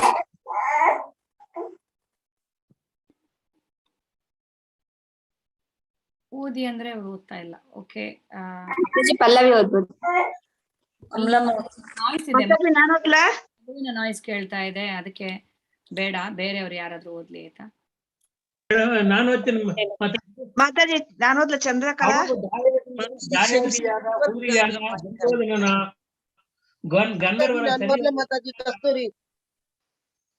ಅವ್ರು ಓದ್ತಾ ಇದಾರಲ್ಲಮ್ಮ, ಸುಂದರಮೂರ್ತಿ ಅವರು ಓದ್ಲಿ. ಅವರು ಓದಿ ಸುಂದರಮೂರ್ತಿ ಅವರು. ಅರ್ಜುನನು ಅವನನ್ನು ರಕ್ಷಿಸಲಿಚ್ಛಿಸಿ ಅವನನ್ನು ಬಿಡುಗಡೆ ಮಾಡಲು ಗಂಧರ್ವರನ್ನು ಕೇಳಿಕೊಂಡನು. ಆದರೆ ಗಂಧರ್ವರು ನಿರಾಕರಿಸಿದಾಗ ಅವರೊಡನೆ ಯುದ್ಧ ಮಾಡಿ ದುರ್ಯೋಧನನ್ನು ಬಿಡಿಸಿ ಪಾಂಡವರೆಲ್ಲರೂ ಎಲ್ಲಿ ಅವನ ದಾಯಾದಿ ವೈರಿಯಾದ ದುರ್ಯೋಧನನು ಅದಲ್ವಾ? ಅವನು ದಾಯಾದಿ ವೈರಿಯಾದ ದುರ್ಯೋಧನನು ಗಂಧರ್ವರ ಸರಿಯಲ್ಲಿ ಸಿಕ್ಕಾಗ ಅರ್ಜುನನು ಅವನನ್ನು ರಕ್ಷಿಸಲು ಇಚ್ಛಿಸಿ ಅವನನ್ನು ಬಿಡುಗಡೆ ಮಾಡಲು ಗಂಧರ್ವರನ್ನು ಕೇಳಿಕೊಂಡನು. ಆದರೆ ಗಂಧರ್ವರು ನಿರಾಕರಿಸಿದಾಗ ಅವರೊಡನೆ ಯುದ್ಧ ಮಾಡಿ ದುರ್ಯೋಧನನ್ನು ಬಿಡಿಸಿದನು. ಪಾಂಡವರೆಲ್ಲರೂ ಅಜ್ಞಾತವಾಸ ಮಾಡಬೇಕಾದಾಗ ವಿರಾಟರಾಜನ ಆಸ್ಥಾನದಲ್ಲಿ ತನ್ನನ್ನು ನಪುಂಸಕನಾಗಿ ಪರಿಚಯಿಸಿಕೊಂಡು ಭಾವಿ ಸೊಸೆಯಾದ ಉತ್ತರಿಗೆ ಸಂಗೀತದ ಅಧ್ಯಾಪಕನಾಗಿ ನೇಮಕಗೊಂಡನು. ವಿರಾಟನ ಆಸ್ಥಾನದಲ್ಲಿ ಬೃಹನ್ನಳೆ ಎಂದು ಪ್ರಸಿದ್ಧಿಯಾದನು. ಬೃಹನ್ನಳೆಯಾದಾಗ ವಿರಾಟ ರಾಜನ ಮಗ ಉತ್ತರ ಕುಮಾರನ ಪರವಾಗಿ ಯುದ್ಧ ಮಾಡಿದನು. ಅಜ್ಞಾತವಾಸದಲ್ಲಿ ಇದ್ದುಕೊಂಡು ಯುದ್ಧದಲ್ಲಿ ಕುರುಗಳನ್ನು ಸೋಲಿಸಿದನು. ಅವನು ರಹಸ್ಯಾಸ್ತ್ರಗಳು ಸೆಮಿ ವೃಕ್ಷದ ಕಾವಲಿನಲ್ಲಿ ಸುರಕ್ಷಿತವಾಗಿದ್ದವು. ಅವನು ತನ್ನ ಗುರುತನ್ನು ಮತ್ತು ತನ್ನ ಸೋದರ ಗುರುತನ್ನು ಉತ್ತರನಿಗೆ ಬಯಲು ಮಾಡಿದನು. ಕುರು ಮತ್ತು ವಿರಾಟರ ಯುದ್ಧದಲ್ಲಿ ಅರ್ಜುನನ ಇರುವಿಕೆ ದ್ರೋಣಾಚಾರ್ಯರಿಗೆ ತಿಳಿಯಿತು. ಆಮೇಲೆ ಕುರುಕ್ಷೇತ್ರ ಯುದ್ಧರಂಗದಲ್ಲಿ ಅರ್ಜುನನು ಕರ್ಣ ಮತ್ತಿತರ ಸೇನಾಧಿಪತಿಗಳನ್ನು ಕೊಂದನು. ಕುರುಕ್ಷೇತ್ರ ಯುದ್ಧವಾದ ಮೇಲೆ ದ್ರೌಪದಿಯ ಎಲ್ಲ 5 ಪುತ್ರರನ್ನು ಕೊಂದ ಅಶ್ವತ್ಥಾಮನನ್ನು ದಂಡಿಸಿದನು. ಬಳಿಕ ಎಲ್ಲ ಸೋದರರು ಭೀಷ್ಮರ ಬಳಿಗೆ ಹೋದರು. ಅರ್ಜುನ ಬೇರೆಯವರು ಕಂಟಿನ್ಯೂ ಮಾಡ್ಲಿ. ನೆಟ್ವರ್ಕ್ ಪ್ರಾಬ್ಲಮ್ ಆಗಿತ್ತು ನಮಗೆ. No problem it's okay. ನಾನು ಓದ್ಲಿ ಮಾತಾಡಿ. ನಾನು ಹೇಳ್ತೀನಿ ಆಯ್ತಾ, ಯಾರು ಓದ್ಲಿ ಅಂತ ಹೇಳಿ. ಪಲ್ಲವಿ ಓದ್ಲಿ. ನಿಮ್ದು ಬ್ಯಾಕ್ ಗ್ರೌಂಡ್ ನಾಯ್ಸ್ ಇದೆ ಪಲ್ಲವಿ ಅವರೇ, ಅದರಿಂದ ತೊಂದರೆ ಆಗುತ್ತೆ, ಕೇಳ್ತಾ ಇಲ್ಲ ಸರಿಯಾಗಿ. ನಾನು ಓದ್ಲಾ? ವಸಂತಿ ಕಂಚನ್ ಅವರೇ ಓದ್ತೀರಾ? ಹರೇ ಕೃಷ್ಣ ಮಾತಾಜಿ. ಅರ್ಜುನನ ನಿಮಿತ್ತದಿಂದಲೇ ಭಗವದ್ಗೀತೆಯ ವೇದಾಂತದ ಪ್ರವಚನಗಳನ್ನು ಭಗವಂತನು ಕುರುಕ್ಷೇತ್ರದ ಯುದ್ಧ ಭೂಮಿಯಲ್ಲಿ ನೀಡಿದನು. ಕುರುಕ್ಷೇತ್ರದ ರಣರಂಗದಲ್ಲಿ ಅವನು ಮಾಡಿದ ಅದ್ಭುತ ಕಾರ್ಯಗಳನ್ನು ಮಹಾಭಾರತದಲ್ಲಿ ವಿವರವಾಗಿ ವರ್ಣಿಸಲಾಗಿದೆ. ಮಣಿಪುರದಲ್ಲಿ ಅರ್ಜುನನು ತನ್ನ ಮಗ ಬಭ್ರುವಾಹನನಿಂದ ಪರಾಜಿತನಾಗಿ ಮೂರ್ಛೆದಾಗ ಅವನನ್ನು ಉಲುಪಿಯು ಪಾರು ಮಾಡಿದಳು. ಶ್ರೀಕೃಷ್ಣನು ಅಂತರ್ಧಾನನಾದ ಬಳಿಕ ಆ ಸುದ್ದಿಯನ್ನು ಮಹಾರಾಜ ಯುಧಿಷ್ಠಿರನಿಗೆ ತಿಳಿಸಿದವನು ಅರ್ಜುನನೇ. ಪುನಃ ಅರ್ಜುನನು ದ್ವಾರಕೆಗೆ ಭೇಟಿ ಇಟ್ಟಾಗ ಶ್ರೀಕೃಷ್ಣನ ಎಲ್ಲ ವಿಧವ ಪತ್ನಿಯರು ಅವನ ಮುಂದೆ ಗೋಳಿಟ್ಟರು. ಆಗ ಅವರನ್ನೆಲ್ಲ ವಸುದೇವನ ಬಳಿಗೆ ಕರೆದೊಯ್ದು ಅವರನ್ನು ಸಾಂತ್ವನಗೊಳಿಸಿದನು. ಅನಂತರ ವಸುದೇವನು ವ್ರತಿ ಹೊಂದಿದವನು. ಶ್ರೀಕೃಷ್ಣನಲ್ಲದಿದ್ದರಿಂದ ಅರ್ಜುನನು ಅವನ ಅಂತ್ಯಕ್ರಿಯೆಗಳನ್ನು ತಾನೇ ನೆರವೇರಿಸಿದನು. ಅವನು ಶ್ರೀಕೃಷ್ಣನ ಪತ್ನಿಯರನ್ನು ಇಂದ್ರಪ್ರಸ್ಥಕ್ಕೆಂದು ಒಯ್ಯುತ್ತಿರುವಾಗ ದಾರಿಯಲ್ಲಿ ಅವನ ಮೇಲೆ ದಾಳಿ ನಡೆಯಿತು. ತನ್ನ ಕಾವಲಿನಲ್ಲಿದ್ದ ಸ್ತ್ರೀಯರನ್ನು ಅವನಿಗೆ ರಕ್ಷಿಸಲಾಗಲಿಲ್ಲ. ಕಟ್ಟಕಡೆಗೆ ವೇದವ್ಯಾಸರ ಸಲಹೆಯ ಮೇರೆಗೆ ಎಲ್ಲ ಸೋದರರು ಮಹಾಪ್ರಸ್ಥಾನಕ್ಕೆಂದು ಹೊರಟರು. ಮಾರ್ಗದಲ್ಲಿ ಅರ್ಜುನನು ತನ್ನ ಸೋದರ ಕೋರಿಕೆಯಂತೆ ಎಲ್ಲ ಮಹಾಸ್ತ್ರಗಳು ವ್ಯರ್ಥವೆಂದು ಹೇಳಿ ಅವುಗಳನ್ನು ನೀರಿನಲ್ಲಿ ಬಿಸಾಡಿದನು. ಹರೇ ಕೃಷ್ಣ ಮಾತಾಜಿ. ಹರೇ ಕೃಷ್ಣ. ಸೊ ಇಲ್ಲಿ ಅರ್ಜುನ ಕಾರ್ತಿವೀರಾರ್ಜುನ ಇಬ್ರು ಎರಡು ತರದ ಅರ್ಜುನರು ಯಾರು ಅಂತ ಹೇಳಿ ಇಲ್ಲಿ ವಿವರಣೆಯನ್ನ ಕೊಡಲಾಗಿದೆ. ಮಹಾಬಿಲ್ಗಾರನಲ್ಲಿ ಈ ಮಗು ಅರ್ಜುನನಿಗೆ ಸಮನಾಗುವನು. ಇವನು ಅಗ್ನಿಯಂತೆ ಎದುರಿಲ್ಲದವನು ಮತ್ತು ಸಮುದ್ರದಂತೆ ಮೀರಲು ಅಸಾಧ್ಯನು ಆಗುವನು. ಸೊ ಇಬ್ರು ಅರ್ಜುನರು ಇಲ್ಲಿ, ಇಬ್ರು ಕೂಡ ತುಂಬಾ ಪರಾಕ್ರಮಿಗಳು. ಒಬ್ಬನು ಹೈಹಯ ರಾಜನಾದ ಕಾರ್ತಿವೀರ್ಯಾರ್ಜುನನಿಗೆ 1,000 ತಲೆ ಇತ್ತು ಅಂತ ಹೇಳಲಾಗುತ್ತಲ್ವಾ. ಸೊ ಅವನನ್ನ ಪರಶುರಾಮ ಸಾಯಿಸಿರ್ತಾನೆ ಕಾರ್ತಿವೀರ್ಯಾರ್ಜುನನ್ನ. ಇಬ್ಬರು ಕೂಡ ಬಿಲ್ವಿದ್ಯೆಯಲ್ಲಿ ಪ್ರಸಿದ್ಧರು. ಮಗು ಪರೀಕ್ಷಿತನು ವಿಶೇಷವಾಗಿ ಯುದ್ಧದಲ್ಲಿ ಅವರಿಬ್ಬರಿಗೆ ಸಮಾನರಾಗುತ್ತಾನೆ ಅಂತ ಇಲ್ಲಿ ಮುಂಚೆನೆ ಸೂಚಿಸಲಾಗಿದೆ. ಸೊ ಇಲ್ಲಿ ಪಾಂಡವನ ಅಂದ್ರೆ ಅರ್ಜುನ, ಅವನ ಬಗ್ಗೆ ಸಂಕ್ಷಿಪ್ತ ಪರಿಚಯವನ್ನ ಇಲ್ಲಿ ಕೊಡಲಾಗಿದೆ. ಯಾರು ಅರ್ಜುನ ಏನು ಅಂತ ಹೇಳಿ. ಇದರಲ್ಲಿ ಬಹಳಷ್ಟು ಕತೆ ನಿಮ್ಗೆ ಎಲ್ರಿಗೂ ಗೊತ್ತಿದೆ. ಭಗವದ್ಗೀತೆಯ ಮಹಾನಾಯಕ ಅರ್ಜುನ ಕೇಳುವಂತಹ ಪ್ರಶ್ನೆಗೆ ಭಗವಂತನ ಉತ್ತರದ ರೂಪದಲ್ಲಿ ಭಗವದ್ಗೀತೆ ನಮ್ಗೆ ಲಭ್ಯವಾಗಿದೆ. ಸೊ ಅರ್ಜುನನ ಬಗ್ಗೆ ತುಂಬಾ ಜನರಿಗೆ ಗೊತ್ತಿಲ್ಲ. ಅರ್ಜುನ ಭಗವಂತನ ಭಕ್ತ ಅನ್ನೋದು ಕೂಡ ಗೊತ್ತಿರೋದಿಲ್ಲ ಜನರಿಗೆ, ಸಾಮಾನ್ಯ ಜನರಿಗೆ. ಮತ್ತೆ ಅರ್ಜುನ ಅವನು ತುಂಬಾ ಅಂದ್ರೆ ವಿಶೇಷತೆ ಇದೆ ಅವನಲ್ಲಿ ಅನ್ನೋದನ್ನ ನಾವಿಲ್ಲಿ ನೋಡ್ಬೋದು. ಯಾವ ತರ ಅಂತೇಳಿ, ಮಹಾರಾಜ ಪಾಂಡುವಿನ ಕ್ಷತ್ರಿಯ ಪುತ್ರ. ರಾಣಿ ಕುಂತಿದೇವಿಯು ಯಾವ ದೇವತೆಯನ್ನಾದ್ರೂ ಆಹ್ವಾನಿಸಬಹುದಾಗಿತ್ತು, ಅವಳು ಇಂದ್ರನನ್ನು ಆಹ್ವಾನಿಸಿದಳು. ಅವನಿಂದ ಅರ್ಜುನನು ಹುಟ್ಟಿದನು. ಆದ್ದರಿಂದ ಅರ್ಜುನನು ಸ್ವರ್ಗಾಧಿಪತಿಯಾದ ಇಂದ್ರನ ಸಮಗ್ರ ಅಂಶನು. ಫಾಲ್ಗುಣ, ಫೆಬ್ರವರಿ ಮಾರ್ಚ್ ಮಾಸದಲ್ಲಿ ಹುಟ್ಟಿದನು. ಆದ್ರಿಂದ ಫಲ್ಗುಣಿ ಅಂತಾನು ಹೆಸರು ಇದೆ ಅಂತ. ಸೊ ಅರ್ಜುನ ಜನಿಸಿದಾಗ ಅಶರೀರವಾಣಿ ಅವನು ಮುಂದೆ ಮಹಿಮಾಶಾಲಿ ಆಗುವನೆಂದು ನುಡಿಯಿತು. ಇದು ಶ್ರೇಷ್ಠರಾದ ವ್ಯಕ್ತಿಗಳು ಹುಟ್ಟಿದಾಗ ಈ ತರದ ಅಶರೀರವಾಣಿ ಬರುತ್ತೆ. ಸೊ ಅರ್ಜುನ ಹುಟ್ಟಿದಾಗ ಕೂಡ ಈ ತರ ಅಶರೀರವಾಣಿ ಬಂದಿತ್ತು. ಅಲ್ಲದೆ ದೇವತೆಗಳು, ಗಂಧರ್ವರು, ಆದಿತ್ಯರು, ರುದ್ರರು, ವಸುಗಳು, ನಾಗರು, ಬೇರೆ ಬೇರೆ ಪ್ರಮುಖ ಋಷಿಗಳು, ಅಪ್ಸರೆಯರು ಇತ್ಯಾದಿ ಬ್ರಹ್ಮಾಂಡದ ನಾನಾ ಭಾಗಗಳಿಂದ ಪ್ರಮುಖ ವ್ಯಕ್ತಿಗಳು ಆ ಉತ್ಸವಕ್ಕೆ ಬಂದಿದ್ರಂತೆ. ಸೊ ಅರ್ಜುನ ಹುಟ್ಟಿದಾಗ ಅಪ್ಸರೆಯರು ಪ್ರತಿಯೊಬ್ಬರನ್ನು ತಮ್ಮ ದಿವ್ಯವಾದ ನೃತ್ಯ ಮತ್ತು ಗೀತೆಗಳಿಂದ ಸಂತೋಷಪಡಿಸಿದರು. ಸೊ ಶ್ರೀಕೃಷ್ಣನ ತಂದೆ ಅರ್ಜುನನ ಸೋದರ ಮಾವ ವಸುದೇವ. ಸಕಲ ವಿದ್ಯುಕ್ತ ಸಂಸ್ಕಾರಗಳಿಂದ ಅರ್ಜುನನ್ನು ಪರಿಶುದ್ಧಗೊಳಿಸಲು ಪುರೋಹಿತ ಕಶ್ಯಪನನ್ನು ತನ್ನ ಪ್ರತಿನಿಧಿಯಾಗಿ ಕಳಿಸಿದರು. ಅರ್ಜುನನ ನಾಮಕರಣ ಸಂಸ್ಕಾರವು ಇಲ್ಲಿ ಹೇಗೆ ಒಂದು ಮಹಾನ್ ಪುರುಷರು ಯಾವ ತರ ಅಂದ್ರೆ ಹುಟ್ಟಿದಾಗ ಯಾವ ತರ ಆಗುತ್ತೆ, ಅದೇ ತರ ಅರ್ಜುನನ ಅವನು ಹುಟ್ಟಿದಾಗ ಕೂಡ ಎಲ್ಲಾ ರೀತಿಯ ಒಂದು ಒಳ್ಳೆಯ ಒಂದು ಸೂಚನೆಗಳನ್ನ ಇಲ್ಲಿ ಕಾಣಬಹುದಾಗಿತ್ತು. ಅದೇ ದುರ್ಯೋಧನ ಹುಟ್ಟಿದಾಗ ಎಲ್ಲಾ ಕೆಟ್ಟ ಸೂಚನೆಗಳೇ ಬಂದಿತ್ತು ಅಲ್ಲಿ ಅಲ್ವಾ. ವಿದುರ ಹೇಳ್ತಾನೆ ಧೃತರಾಷ್ಟ್ರನಿಗೆ, ತುಂಬಾ ಎಲ್ಲಾ ಕಡೆ ತುಂಬಾ ಅಪಶಕುನಗಳು ಕಾಣ್ತಾ ಇದೆ, ಈ ಮಗು ಹುಟ್ಟಿದಾಗ ಕುರುವಂಶ ನಾಶವಾಗಲಿದೆ ಇವನಿಂದ ಅಂತ ಹೇಳಿ. ಅರ್ಜುನ ಹುಟ್ಟಿದಾಗ ಇಲ್ಲಿ ಎಲ್ಲಾ ಶುಭ ಒಂದು ಕಾಣಿಸ್ತಾ ಇದೆ, ಶುಭ ಸೂಚಕ ಘಟನೆಗಳು ಎಲ್ಲವೂ ಇಲ್ಲಿ. ಅರ್ಜುನನ ನಾಮಕರಣ ಸಂಸ್ಕಾರವು ಶ್ರುತಶೃಂಗದ ವಾಸಿಗಳಾದ ಋಷಿಗಳ ಸಮ್ಮುಖದಲ್ಲಿ ನಡೆಯಿತು. ದ್ರೌಪದಿ, ಸುಭದ್ರ, ಚಿತ್ರಾಂಗದ, ಉಲೂಪಿ 4 ಜನ ಪತ್ನಿಯರು ಇದ್ರು ಅರ್ಜುನನಿಗೆ. ಸೊ ಅವರ ಮಕ್ಕಳು ಕೂಡ ಶ್ರುತಕೀರ್ತಿ, ಅಭಿಮನ್ಯು, ಬಬ್ರುವಾಹನ, ಏರವಾನ್ ಅಂತ ಹೇಳಿ. ಸೊ ಅವನ ಬ್ರಹ್ಮಚಾರಿ ಆಶ್ರಮದ ಅವಧಿಯಲ್ಲಿ ಇತರ ಪಾಂಡವರು ಮತ್ತು ಕೌರವರೊಂದಿಗೆ ಅವನ ವಿದ್ಯಾಭ್ಯಾಸ ನಡೀತು. ಸೊ ದ್ರೋಣಾಚಾರ್ಯರು ವಿದ್ಯಾಭ್ಯಾಸವನ್ನು ಅಂದ್ರೆ ಕಲಿಸ್ತಾ ಇದ್ದಾಗ ದ್ರೋಣಾಚಾರ್ಯರ ತುಂಬಾ ಪ್ರೀತಿಯ ಶಿಷ್ಯ ಅರ್ಜುನ ರಾತ್ರಿಯಲ್ಲೆಲ್ಲ ಪ್ರಾಕ್ಟೀಸ್ ಮಾಡ್ತಾ ಇದ್ನಂತೆ ಅವನು. ಸೊ ಅವನ ಈ ನಿದ್ರೆಯನ್ನು ಕೂಡ ಗೆದ್ದವನು ಗುಡಾಕೇಶ ಅಂತ ಅರ್ಜುನನಿಗೆ ಹೆಸರು. ರಾತ್ರಿ ವೇಳೆಯಲ್ಲಿ ಕೂಡ ಅವನು ಧನುರ್ವಿದ್ಯೆಯನ್ನ ಅಭ್ಯಾಸ ಮಾಡ್ತಾ ಇದ್ದ. ಸೊ ದ್ರೋಣಾಚಾರ್ಯರಿಗೆ ಅದರಿಂದ ತುಂಬಾನೇ ಅವನಂದ್ರೆ ತುಂಬಾನೇ ಪ್ರೀತಿ ಇತ್ತು. ಅವನ ಈ ಒಂದು ಇದನ್ನ ಹಾರ್ಡ್ ವರ್ಕ್ ಅನ್ನ ಗಮನಿಸಿರುವಂತ ದ್ರೋಣಾಚಾರ್ಯರು ಅವನನ್ನ ಲೋಕದಲ್ಲೇ ಶ್ರೇಷ್ಠ ಬಿಲ್ಗಾರರನ್ನಾಗಿ ಮಾಡೋದಕ್ಕೆ ಅವರು ನಿಶ್ಚಯಿಸ್ತಾರೆ. ಲಕ್ಷ್ಯವನ್ನು ಭೇದಿಸುವ ಪರೀಕ್ಷೆಯಲ್ಲಿ ಅವನು ಅತ್ಯುತ್ತಮನಾಗಿ ಉತ್ತೀರ್ಣನಾದನು. ಸೊ ಪ್ರಾಣಿ ಅಂದ್ರೆ ಒಂದು ಪಕ್ಷಿಯ ಕಕ್ಷಿಗೆ ಅಂದ್ರೆ ಕಣ್ಣಿಗೆ ಅವನು ಬಾಣವನ್ನ ಬಿಡುವುದರಲ್ಲಿ ಏಕಾಗ್ರತೆಗೆ ಕೂಡ ತುಂಬಾ ಹೆಸರುವಾಸಿ ಅರ್ಜುನ. ಲಕ್ಷ್ಯವನ್ನು ಮಣಿಪುರ ಮತ್ತು ತ್ರಿಪುರಗಳ ರಾಜಕುಲದವರು ಅರ್ಜುನನ ಮಗನಾದ ಬಬ್ರುವಾಹನ ವಂಶಜರು ಇವಾಗ್ಲೂ ಕೂಡ ಇದ್ದಾರಂತೆ ಅಲ್ಲಿ. ಅರ್ಜುನನು ದ್ರೋಣಾಚಾರ್ಯರನ್ನು ಮೊಸಳೆಯ ಹಿಡಿತದಿಂದ ಪಾರು ಮಾಡಿದನು.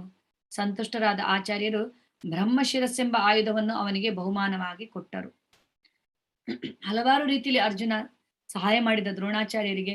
ಅದರಲ್ಲಿ ಒಂದು ದೃಪದನ ಜೊತೆ ದೃಪದ ಮತ್ತು ದ್ರೋಣಾಚಾರ್ಯರಿಗೆ ವೈರ ಭಾವವಿತ್ತು. ಅವರಿಬ್ಬರಲ್ಲಿ ಯಾವುದೋ ಒಂದು ರಾಜಕೀಯ ಕಲಹ ಉಂಟಾಗುತ್ತೆ.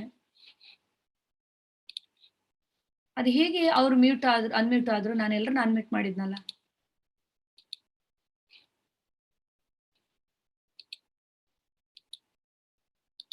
ಎಸ್.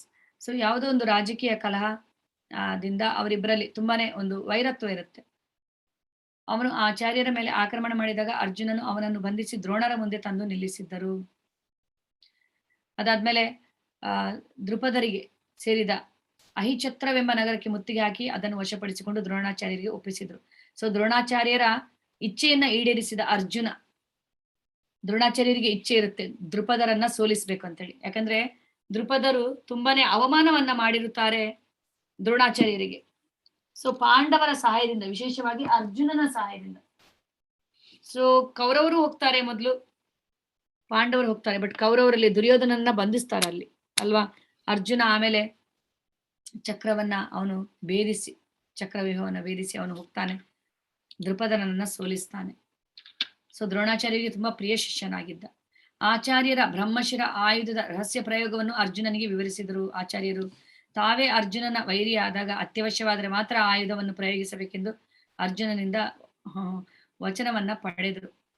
ಆ ಮೂಲಕವಾಗಿ ಆಚಾರ್ಯರು ಭವಿಷ್ಯದಲ್ಲಿ ನಡೆಯುವ ಕುರುಕ್ಷೇತ್ರ ಯುದ್ಧದಲ್ಲಿ ತಾವು ಶತ್ರು ಪಕ್ಷವನ್ನು ವಹಿಸುವುದರ ಮುನ್ಸೂಚನೆಯನ್ನು ಕೊಟ್ಟರು.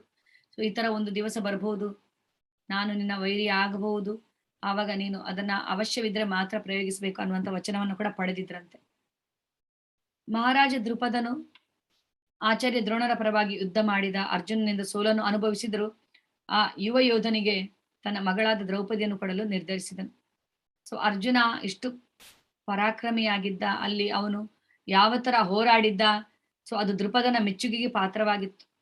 ಆದ್ರಿಂದ ತನ್ನ ಮಗಳು ದ್ರೌಪದಿಯ ಸ್ವಯಂವರವನ್ನ ನಡೆಸುವಾಗ ಅರ್ಜುನನಂತವನಿಗೆ ಕೊಡ್ಬೇಕು ಅನ್ನುವಂತ ಇಚ್ಛೆ ಇರುತ್ತೆ ಆ ದೃಪದನಿಗೆ. ಸೊ ಇದನ್ನ ಇಲ್ಲಿ ಮಾಡುವಂತ ಆ ಒಂದು ರೀತಿಲಿ ಅರ್ಜುನನೇ ಭೇದಿಸ್ಬೇಕು ಅನ್ನುವಂತ ಉದ್ದೇಶದಿಂದನೇ ಆ ತರದ ಸ್ವಯಂವರವನ್ನ ಅವರು ಇದ್ ಮಾಡಿರ್ತಾರೆ. ಮೀನಿನ ಕಣ್ಣನ್ನು ಭೇದಿಸುವ ಅರ್ಜುನನಿಗೆ ಮಾತ್ರ ಸಾಧ್ಯ ಅಂತ ಹೇಳಿ. ಆದ್ರೆ ಕೃಷ್ಣನಿಂದ ಗೊತ್ತಾಗುತ್ತೆ ದ್ರೌಪದಿಗೆ ಕರ್ಣನಿಗೆ ಕೂಡ ಮಾಡೋದಿಕ್ಕಾಗುತ್ತೆ ಅಂತ ಹೇಳಿ. ಸೊ ಆಗ ಅವಳಿಗೆ ಚಿಂತೆ ಆಗುತ್ತೆ, ಅರ್ಜುನ ಮಾಡದೆ ಕರ್ಣ ಮಾಡಿದ್ರೆ ಏನ್ ಮಾಡೋದು ಅಂತ ಹೇಳಿ. ಬಟ್ ಅದನ್ನ ಸೂತಪುತ್ರ ಅನ್ನುವಂತ ಕಾರಣಕ್ಕೋಸ್ಕರ ಕರ್ಣನನ್ನ ತಿರಸ್ಕರಿಸಲಾಗುತ್ತದೆ. ಅಲ್ಲಿ ನೀನು ಇಚ್ಛೆ ಪಟ್ರೆ ತಿರಸ್ಕರಿಸಬಹುದು, ಯಾಕಂದ್ರೆ ಕರ್ಣನನ್ನ ಯಾರು ತಡೆ ಹಿಡಿಲಿಕ್ಕೆ ಆಗಲ್ಲ, ಕರ್ಣ ಮಾಡೇ ಮಾಡ್ತಾನೆ. ಬಟ್ ನಿನ್ನ ಇಚ್ಛೆ, ನೀನು ಮಾತ್ರ ಹೇಳ್ಬೋದು ಅಲ್ಲಿ ಅಷ್ಟೇ, ಕ್ಷತ್ರಿಯನಲ್ಲದೆ ನಾನು ಬೇರೆ ಯಾರನ್ನ ಮದುವೆ ಆಗುದಿಲ್ಲ ಅಂತ. ಆವಾಗ ಅವನನ್ನು ಸ್ಟಾಪ್ ಮಾಡ್ಬೋದು, ಇಲ್ಲದಿದ್ರೆ ಅವನನ್ನು ಸ್ಟಾಪ್ ಮಾಡಕ್ ಆಗಲ್ಲ ಯಾರಿಗೂ ಕೂಡ ಅಂತ ಹೇಳ್ತಾರೆ ಕೃಷ್ಣ ದ್ರೌಪದಿಗೆ. ಸೊ ದ್ರೌಪದಿ ಕರ್ಣ ಅದನ್ನ ಭೇದಿಸ್ಲಿಕ್ಕೆ ಹೋದಾಗ ಸ್ಟಾಪ್ ಮಾಡ್ತಾಳೆ. ಸೊ ಅದಾದ್ಮೇಲೆ ಹೇಗೆ ಇಲ್ಲಿ ದೃಪದನು ಆಚಾರ್ಯ ದ್ರೋಣರ ಪರವಾಗಿ ಆದರೆ ದುರ್ಯೋಧನ ಮೋಸದಿಂದ ಅರಗಿನ ಮನೆಯಲ್ಲಿ ಬೆಂಕಿಯಲ್ಲಿ ಅರ್ಜುನನ್ನು ಮೃತ ಹೊಂದಿದನೆಂಬ ಸುಳ್ಳು ವಾರ್ತೆಯನ್ನು ಕೇಳಿ ಹತಾಶನಾಗಿದ್ದ ದೃಪದ ನನ್ನ ಮಗಳನ್ನ ಕೊಡ್ಬೇಕನ್ನುವಂತ ಇಚ್ಛೆಯಾಗಿತ್ತು. ಬಟ್ ಈ ತರ ಅವರನ್ನ ಅಲ್ಲಿ ಒಂದು ಇದರಲ್ಲಿ ಹಾಕಿ ಅಲ್ವಾ, ಒಂದು ಅರಗಿನ ಮನೆಯಲ್ಲಿ ಹಾಕಿ ತುಂಬಾ ಜನರು ಇವ್ರು ಸತ್ತೋಗಿದ್ರು ಅಂತ ತಿಳ್ಕೊಂಡಿದ್ರು. ಭೀಷ್ಮರಿಗೆ ಗೊತ್ತಿತ್ತು ಅವ್ರು ಸಾಯಲಿಲ್ಲ ಅಂತೇಳಿ, ವಿದುರನಿಗೆ ಗೊತ್ತಿತ್ತು, ಕೃಷ್ಣನಿಗೆ ಗೊತ್ತಿತ್ತು ಅಷ್ಟೇ ಪಾಂಡವರು ಬದುಕಿದ್ದಾರೆ ಅಂತೇಳಿ. ವೇದವ್ಯಾಸರಿಗೆಲ್ಲ ಗೊತ್ತಿತ್ತು, ಇವರಿಗೆ ಯಾರಿಗೂ ಗೊತ್ತಿರಲಿಲ್ಲ ಉಳಿದವರಿಗೆ. ಆದ್ರಿಂದ ಅವನು ಮೇಲೆ ತೂಗು ಹಾಕಿದ ಮೀನಿನ ಕಣ್ಣನ್ನು ಭೇದಿಸುವ ವರನ ಆಯ್ಕೆಗಾಗಿ ದ್ರೌಪದಿ ಸ್ವಯಂವರವನ್ನ ಏರ್ಪಡಿಸಿದನು. ಕೇವಲ ಅರ್ಜುನನು ಇದನ್ನು ಭೇದಿಸಲು ಸಮರ್ಥನಾದುದರಿಂದ ಆತನು ಈ ತಂತ್ರವನ್ನು ಹೂಡಿದನು. ಸೊ ಅರ್ಜುನನಿಗೆ ಅನುರೂಪಳಾದ ತನ್ನ ಮಗಳನ್ನು ನೀಡುವ ದೃಪದನ ಆಸೆಯು ನೆರವೇರಿತು. ಅರ್ಜುನನ ಸಹೋದರ ಆ ಸಮಯದಲ್ಲಿ ವಿದುರನೊಂದಿಗೆ ಆದ ಒಡಂಬಡಿಕೆಯ ಮೇರೆಗೆ ಗೌಪ್ಯವಾಗಿದ್ರು. ಸೊ ಅವರೆಲ್ಲ ಬ್ರಾಹ್ಮಣರ ವೇಷದಲ್ಲಿ ಬಂದಿದ್ರು ಅಲ್ಲಿಗೆ ಸ್ವಯಂವರಕ್ಕೆ. ಅದಾದ್ಮೇಲೆ ಯಾರಿಗೂ ಕೂಡ ಅದನ್ನ ಭೇದಿಸ್ಲಿಕ್ಕೆ ಆಗ್ತಾ ಇಲ್ಲ ಅಂತಾದಾಗ, ಕ್ಷತ್ರಿಯರು ಯಾರಿಗೂ ಭೇದಿಸ್ಲಿಕ್ಕೆ ಆಗ್ತಾ ಇಲ್ಲ, ಬ್ರಾಹ್ಮಣರಿಗೆ ಚಾನ್ಸ್ ಕೊಡೋಣ ಅಂತ ಹೇಳಿ ಅಲ್ಲಿ ಇವರಿಗೆ ಚಾನ್ಸ್ ಅನ್ನ ಕೊಡುವಾಗ ಅರ್ಜುನ ಅದನ್ನ ಭೇದಿಸ್ತಾನೆ. ಅರ್ಜುನ ಮತ್ತು ಅವನ ಸಹೋದರರು ಬ್ರಾಹ್ಮಣ ವೇಷವನ್ನು ಧರಿಸಿ ದ್ರೌಪದಿ ಸ್ವಯಂವರದ ಮೇಳದಲ್ಲಿ ಭಾಗವಹಿಸಿದರು. ನೆರೆದ ಕ್ಷತ್ರಿಯ ರಾಜರೆಲ್ಲರೂ ದ್ರೌಪದಿಯು ಬಡ ಬ್ರಾಹ್ಮಣನನ್ನು ವರಿಸಿ ಮಾಲೆ ಹಾಕಿದುದನ್ನು ಕಂಡಾಗ ಶ್ರೀಕೃಷ್ಣನು ಬಲರಾಮನಿಗೆ ಅವನ ಗುರುತನ್ನು ಹೊರಗೆಳೆಯಿದನು. ಭಗವಂತನಿಗೆ ಗೊತ್ತಿರುತ್ತೆ ಅದು ಅರ್ಜುನ ಅಂತೇಳಿ. ಅರ್ಜುನ ಅಲ್ಲಿಗೆ ಬಂದಾಗ ಎಲ್ರು ಏನ್ ತಿಳ್ಕೊಂಡಿರ್ತಾರೆ, ಬಡ ಬ್ರಾಹ್ಮಣ ಇವನು, ದ್ರೌಪದಿ ಎಂತ ಬಡ ಬ್ರಾಹ್ಮಣನನ್ನ ವರಿಸಿದಳು ಅಂತ ಹೇಳಿ.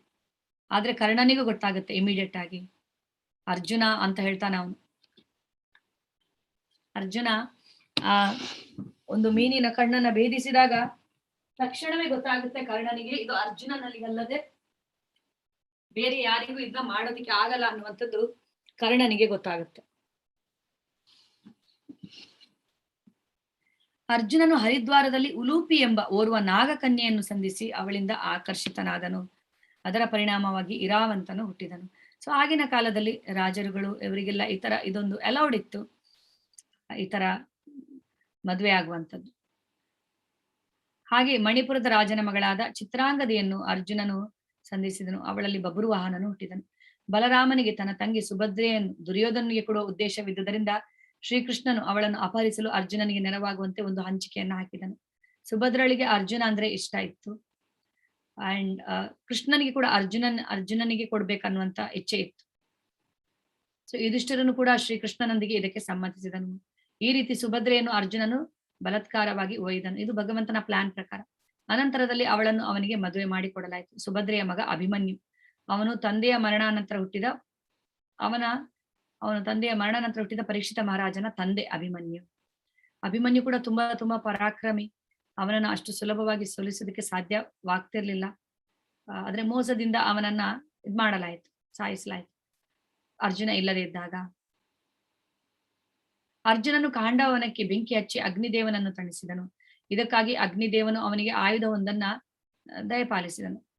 ಗಾಂಡೀವ ಅಲ್ಲ, ಅಗ್ನಿದೇವ ಅವನಿಗೆ ರಥವನ್ನ ಕೊಡ್ತಾರೆ, ಆಯುಧವನ್ನು ಕೂಡ ಅಗ್ನಿದೇವ ಕೊಟ್ಟಿರುತ್ತಾರೆ. ಕಾಂಡವನಕ್ಕೆ ಬೆಂಕಿ ಇಟ್ಟಾಗ ಇಂದ್ರನಿಗೆ ಕೋಪ ಬಂತು. ಅವನು ಇತರ ದೇವತೆಗಳ ಸಹಾಯ ಪಡೆದು ಆಹ್ವಾನವನ್ನು ಎದುರಿಸಲು ಸನ್ನದ್ಧನಾದನು. ಆದರೆ ಅರ್ಜುನನಿಂದ ಅವರು ಪರಾಜಿತರಾದರು. ಇಂದ್ರದೇವನು ಸ್ವರ್ಗಲೋಕಕ್ಕೆ ಹಿಂದಿರುಗಿದನು. ಅರ್ಜುನನು ಅಸುರರಾದ ಮಯನಿಗೂ ಸರ್ವ ರಕ್ಷಣೆಯನ್ನು ನೀಡುವ ವಚನವನ್ನು ಇತ್ತನು.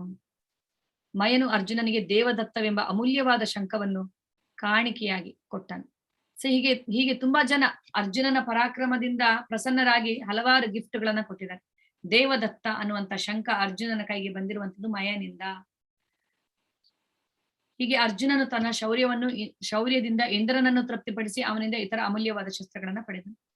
ಎಸ್, ಸೊ ಜರಾಸಂಧನನ್ನ ಸೋಲಿಸಲು ಸಾಧ್ಯವಿಲ್ಲವೆಂಬ ವಾರ್ತೆಯನ್ನು ಕೇಳಿ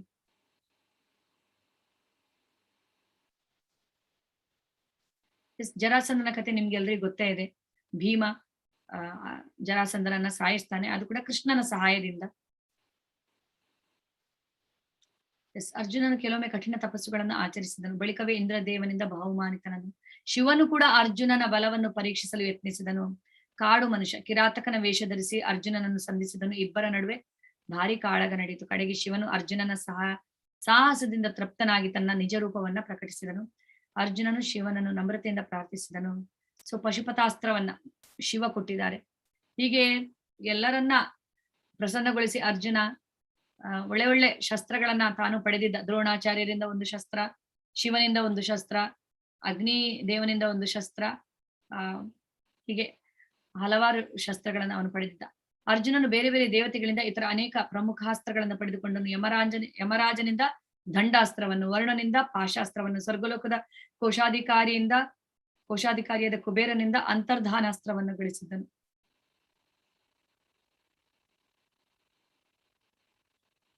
ಎಸ್, ಸೊ ಅಲ್ಲಿಗೆ ಕೂಡ ಬರ್ಬೇಕಂತೇಳಿ, ಸ್ವರ್ಗಲೋಕಕ್ಕೆ ಬರ್ಬೇಕಂತ ಇಂದ್ರನ ಬಯಕೆ ಆಗಿತ್ತು. ಸೊ ಅಲ್ಲಿ ಕೂಡ ಅವನಿಗೆ ಭಾರಿ ಸ್ವಾಗತ ಸತ್ಕಾರಗಳು ದೊರೆಯಿತು, ಇದೆಲ್ಲ. ಸೊ ಇಂದ್ರದೇವನು ಅವನಿಗೆ ವಜ್ರಾಯುಧವನ್ನ ಕಾಣಿಕೆಯಾಗಿ ನೀಡಿದ. ಅದಾದ್ಮೇಲೆ ಸೇನಾ ಮತ್ತು ಸಂಗೀತ ಶಾಸ್ತ್ರಗಳನ್ನ ಬೋಧಿಸಿದನು. ಇಂದ್ರ ನಿಜವಾದ ತಂದೆ ಅರ್ಜುನದಂತೇಳಿ. ಸೊ ಊರ್ವಶಿ ಕೂಡ ಅವನನ್ನ ಅಂದ್ರೆ ಮದ್ವೆ ಆಗ್ಬೇಕಂತ ಇಚ್ಛೆಯನ್ನ ಪಟ್ಟಿದ್ಲು. ಬಟ್ ಅರ್ಜುನ ತಿರಸ್ಕರಿಸಿದ, ಅವಳಿಗೆ ಮಾತೆಯ ಸ್ಥಾನವನ್ನ ಕೊಟ್ಟ ಅನ್ನೋದನ್ನ ನಾವಿಲ್ಲಿ ನೋಡ್ಬೋದು. ಅದಾದ್ಮೇಲೆ ದುರ್ಯೋಧನನು ಗಂಧರ್ವ ಸೆರೆಯಲ್ಲಿ ಸಿಕ್ಕಿದಾಗ ಅರ್ಜುನ ಅವನನ್ನ ರಕ್ಷಿಸಲು ಇಚ್ಛಿಸಿ ಅವನನ್ನ ಬಿಡುಗಡೆ ಮಾಡಲು ಗಂಧರ್ವಲ್ಲಿ ಕೇಳಿಕೊಂಡನು. ಸೊ ಅವರ ಜೊತೆ ಯುದ್ಧ ಮಾಡಿ ದುರ್ಯೋಧನನ್ನ ಬಿಡಿಸಿದನು. ನಪುಂಸಕನಾಗಿ ಕೂಡ ಅರ್ಜುನ ಅಜ್ಞಾತವಾಸದಲ್ಲಿದ್ದಾಗ ಅವನು ನಪುಂಸಕನಾಗಿ ಇದ್ದ. ಎಂತಹ ಪರಾಕ್ರಮಿ ಯೋಧ ಅರ್ಜುನ. ನಪುಂಸಕನಾಗಿ ಇರುವಂತದ್ದು ಎಷ್ಟು ಹಿಂಸೆ ಅನ್ನುವಂಥದ್ದು ಸಾಮಾನ್ಯ ಜನರಿಗೆ ಅದು ಅರ್ಥವಾಗ್ಲಿಕ್ಕಿಲ್ಲ. ಅಂತಹ ಒಂದು ಸಹಿಷ್ಣುತೆ ಇತ್ತು ಅರ್ಜುನನಲ್ಲಿ. ಅವನು ಅದು ನಿಜವಾಗ್ಲೂ ತುಂಬಾ ಅಂದ್ರೆ ಹಿಂಸೆನೆ ಅಲ್ವಾ ನಪುಂಸಕನಾಗಿ ಇರುವಂತದ್ದು. ಅವನಷ್ಟು ಶ್ರೇಷ್ಠನಾದ್ರೂ ಕೂಡ ನಪುಂಸಕನಾಗಿ 1 ವರ್ಷಗಳ ಕಾಲವನ್ನ ಕಳೆಯಬೇಕಾಯ್ತು. ಭಾವಿ ಸೊಸೆಯಾದ ಉತ್ತರಿಗೆ ಸಂಗೀತವನ್ನ ಹೇಳಿಕೊಡುವಂತ ಕೆಲಸದಲ್ಲಿ ಅವನು ಇದ್ದನು. ಅವನು ಆತರ ಅಂದ್ರೆ ಇದನ್ನ ಮಾಡ್ತಾ ಇದ್ದ. ಉತ್ತರೆ ತನ್ನ ಮಗ ಅಭಿಮನ್ಯುವಿನ ಪತ್ನಿ ಆಗ್ತಾಳೆ. ಆಮೇಲೆ ಸೊ ಅವನ ರಹಸ್ಯಾಸ್ತ್ರಗಳು ಶಮಿ ವೃಕ್ಷದ ಕಾವಲಿನಲ್ಲಿ ಸುರಕ್ಷಿತವಾಗಿದ್ದು ಎಲ್ಲವನ್ನ ಅಲ್ಲಿಟ್ಟು ಅವನು ಹೋಗ್ತಾನೆ. ಅದಾದ್ಮೇಲೆ ಅಲ್ಲಿ ಕೌರವರು ಅಲ್ಲಿ ಬರ್ತಾರೆ ವಿರಾಟ್ ನಗರಕ್ಕೆ ಯುದ್ಧ ಮಾಡೋದಕ್ಕೆ. ಅಜ್ಞಾತವಾಸದಲ್ಲಿ ಇದ್ದುಕೊಂಡೇ ಯುದ್ಧವನ್ನ ಮಾಡುತ್ತಾನೆ. ಕೊನೆಗೆ ಅಜ್ಞಾತವಾಸ ಮುಗಿಯುತ್ತದೆ. ಯುದ್ಧ ಮುಗಿಯೋಷ್ಟರಲ್ಲಿ ಅರ್ಜುನ ತನ್ನ ನಿಜ ಇದನ್ನ ತೋರಿಸುತ್ತಾನೆ. ಆವಾಗ ಕೌರವರು ಹೇಳ್ತಾರೆ, ಅಜ್ಞಾತವಾಸ ಇನ್ನು ಮುಗಿದಿಲ್ಲ, ಇನ್ನು ಸೂರ್ಯಾಸ್ತವಾಗ್ಲಿಲ್ಲ, ಆದ್ರಿಂದ ಅರ್ಜುನ ಮತ್ತೆ 14 ವರ್ಷ ವನವಾಸವನ್ನ ಮಾಡ್ಬೇಕಂತ ದುರ್ಯೋಧನ ಹೇಳ್ತಾನೆ. ಬಟ್ ಅಲ್ಲಿ ಎಲ್ಲ ಅವರು ಹೇಳ್ತಾರೆ, ಇಲ್ಲ ಅಂದ್ರೆ ಸೂರ್ಯಾಸ್ತವಾಗಿದೆ, ಯಾವಾಗ್ಲೂ ಅಜ್ಞಾತವಾಸ ಯಾವಾಗ್ಲೂ ಮುಗಿದು ಹೋಗಿದೆ ಅನ್ನೋದನ್ನ ಅವರು ಹೇಳ್ತಾರೆ. ಅದಾದ್ಮೇಲೆ ಕುರುಕ್ಷೇತ್ರ ಯುದ್ಧವಾದ ಮೇಲೆ ದ್ರೌಪದಿಯ ಎಲ್ಲಾ 5 ಪುತ್ರರನ್ನು ಕೊಂದ ಅಶ್ವತ್ಥಾಮನನ್ನ ದಂಡಿಸ್ತಾನೆ ಅರ್ಜುನ. ಬಳಿಕ ಎಲ್ಲಾ ಸೋದರರು ಭೀಷ್ಮರ ಬಳಿಗೆ ಹೋದರು. ಸೊ ಅರ್ಜುನ ನಿಮಿತ್ತದಿಂದಲೇ ಭಗವದ್ಗೀತೆಯ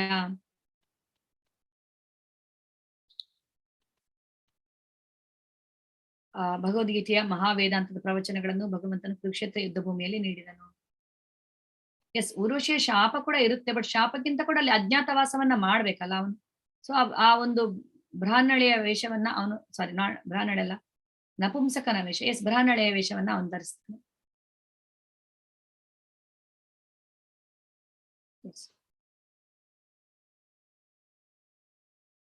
ಕುರುಕ್ಷೇತ್ರ ರಣರಂಗದಲ್ಲಿ ಅವನು ಮಾಡಿದ ಅದ್ಭುತ ಕಾರ್ಯಗಳನ್ನು ಮಹಾಭಾರತದಲ್ಲಿ ವಿವರವಾಗಿ ವರ್ಣಿಸಲಾಗಿದೆ. ಸೊ ಅವನ ಮಗ ಬಬ್ರುವಾಹನ ಅವನಿಗಿಂತ ಪರಾಕ್ರಮಿ, ಅರ್ಜುನನ ಸೋಲಿಸ್ತಾನೆ. ಮೂರ್ಛೆ ಹೋದಾಗ ಉಲುಪಿ ಪಾರು ಮಾಡ್ತಾಳೆ. ಸೊ ಶ್ರೀಕೃಷ್ಣನ ಅಂತರ್ಧಾನದ ಬಳಿಕ, ಶ್ರೀಕೃಷ್ಣನ ಇಲ್ಲಿ ಲೀಲೆಯನ್ನು ಮುಗಿಸಿ ಹೋದ ಬಳಿಕ ಆ ಸುದ್ದಿಯನ್ನ ಮಹಾರಾಜ ಯುಧಿಷ್ಠಿರನಿಗೆ ತಿಳಿಸಿದವನು ಅರ್ಜುನನೇ. ಸೊ ಅರ್ಜುನ ನೋಡ್ತಾನೆ ದ್ವಾರಕೆಯಲ್ಲಿ ಕೃಷ್ಣ ಇಲ್ಲ, ಈ ಪೃಥ್ವಿಯನ್ನ ಬಿಟ್ಟು ಅವರು ಹೋಗಿದ್ದಾರೆ ಅಂತ ಹೇಳಿ. ಅದಾದ್ಮೇಲೆ ಏನಾಗುತ್ತಾರಂದ್ರೆ ಅಲ್ಲಿ ಎಲ್ಲಾ ಕೃಷ್ಣನ ಪತ್ನಿಯರು ಅರ್ಜುನನ ಹತ್ರ ಹೇಳಿ ಅಳ್ತಾ ಇರ್ತಾರೆ.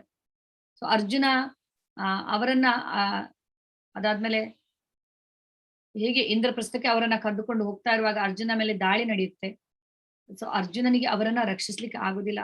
ಸೊ ಅರ್ಜುನ ಕುರುಕ್ಷೇತ್ರ ಯುದ್ಧ ಭೂಮಿಯಲ್ಲಿ ಎಂಥ ಒಂದು ಪರಾಕ್ರಮಿ ಆಗಿರುವಂತ ಅರ್ಜುನ, ಎಂತೆಂಥ ಶ್ರೇಷ್ಠರನ್ನೆಲ್ಲ ಸೋಲಿಸಿರುವಂತ ಅರ್ಜುನನಿಗೆ ಈಗ ಇಲ್ಲಿ ಸಾಮಾನ್ಯ ಮನುಷ್ಯರ ದಾಳಿಯನ್ನ ಅವನಿಗೆ ಎದುರಿಸ್ಲಿಕ್ಕೆ ಆಗ್ತಾ ಇಲ್ಲ. ಆವಾಗ ಅರ್ಜುನನಿಗೆ ಗೊತ್ತಾಗುತ್ತೆ, ನಾನು ಇಷ್ಟು ದಿವಸ ನನ್ನ ಹತ್ರ ಇದ್ದಂತ ಪರಾಕ್ರಮ, ಕುರುಕ್ಷೇತ್ರ ಯುದ್ಧದಲ್ಲಿ ನನ್ನ ವಿಜಯ ಅದು ಕೃಷ್ಣನಿಂದಾಗಿ ನನಗೆ ಲಭಿಸಿದ್ದು. ಕೃಷ್ಣನಿಲ್ಲದೆ ನಾನು ಏನೇನೂ ಅಲ್ಲ. ಕೃಷ್ಣ ಬಿಟ್ಟು ಹೋಗೋದ್ರ ಜೊತೆಗೆ ನಮ್ಮ ಎಲ್ಲಾ ಇದನ್ನ, ಕೃಷ್ಣ ಇಲ್ಲಿಂದ ಹೋಗೋದ್ರ ಜೊತೆಗೆ ನಮ್ಮ ಎಲ್ಲಾ ಶಕ್ತಿಯನ್ನ, ನಮ್ಮ ಎಲ್ಲಾ ಇದನ್ನ ತೆಗೆದುಕೊಂಡು ಹೋದ ಅನ್ನೋದು ಅರ್ಜುನನಿಗೆ ಗೊತ್ತಾಗುತ್ತೆ. ಅರ್ಜುನ ತುಂಬಾ ಒಂದು ದುಃಖದ ಒಂದು ಇದರಲ್ಲಿ ಅವನು ಮನೆಗೆ ಇಲ್ಲಿಗೆ ಬರ್ತಾನೆ ಯುಧಿಷ್ಠಿರನಿಗೆ. ಯುಧಿಷ್ಠಿರ ಅವನನ್ನ ನೋಡಿ ಕೇಳ್ತಾರೆ, ಏನಾಯ್ತು, ಯಾಕೆ ನಿನ್ನ ಮುಖವನ್ನ ನೋಡಿದಾಗ ನನ್ನ ಮುಖದಲ್ಲಿ ಯಾವ ಒಂದು ಸ್ವಲ್ಪನೂ ಇದೇ ಕಾಣಿಸ್ತಾ ಇಲ್ಲ, ಏನಾಯ್ತು ಅಂತ ಹೇಳ್ಬಾರ್ದ ಅಂತ ವಿಧ ವಿಧವಾದ ಪ್ರಶ್ನೆಯನ್ನ ಯುಧಿಷ್ಠಿರ ಕೇಳ್ತಾನೆ. ಅರ್ಜುನ ಏನನ್ನ ಹೇಳುದಿಲ್ಲ. ಕೊನೆಗೆ ಹೇಳುದಿಕ್ಕೆ ಏನಿದೆ, ನಮ್ಮ ಒಂದು ಜೀವವೇ ನಮ್ಗೆ ಹೊರಟು ಹೋದಂತ ಅನುಭವ ಆಗ್ತಾ ಇದೆ. ಕೃಷ್ಣ ಈ ಈ ಲೋಕವನ್ನ ಬಿಟ್ಟು ಅವರು ಮೇಲಕ್ಕೆ ಹೋಗಿದ್ದ, ಅಂದ್ರೆ ಅವರ ಆಧ್ಯಾತ್ಮಿಕ ಲೋಕಕ್ಕೆ ಹೋಗಿದ್ದಾರೆ. ಅವರು ತಮ್ಮ ಲೀಲೆಯನ್ನ ಮುಗಿಸಿ, ಕೃಷ್ಣನಿಲ್ಲದ ಈ ಜೀವನ ಅರ್ಥನೇ ಇಲ್ಲ ಅಂತ ನನ್ಗೆ ಅನಿಸ್ತಾ ಇದೆ. ಕೃಷ್ಣನ್ ಇದ್ದಿದ್ರಿಂದನೇ ನಮ್ಮ ಜೀವನಕ್ಕೊಂದು ಅರ್ಥ ಇತ್ತು, ಕೃಷ್ಣ ಇದ್ದಿದ್ರಿಂದನೇ ನಮ್ಗೆ ವಿಜಯ ಕೂಡ ದೊರಕಿತ್ತು ಅನ್ನುವಂತ ನಿಜವಾದ ಅನುಭವ ನನಗೆ ಅಲ್ಲಿ ಆಯಿತು ಅಂತ ಅವನ ಅರ್ಜುನ ವಿವರಿಸುತ್ತಾನೆ. ಸೊ ಅದು ಮುಂದಿನ ಅಧ್ಯಾಯಗಳಲ್ಲಿ ಬರುತ್ತದೆ. ಪಾಂಡವಾಸ್ ರಿಟೈರ್ಸ್ ಫ್ಯಾಮಿಲಿ ಅನ್ನುವಂತ ಇದರಲ್ಲಿ ಬರುತ್ತೆ.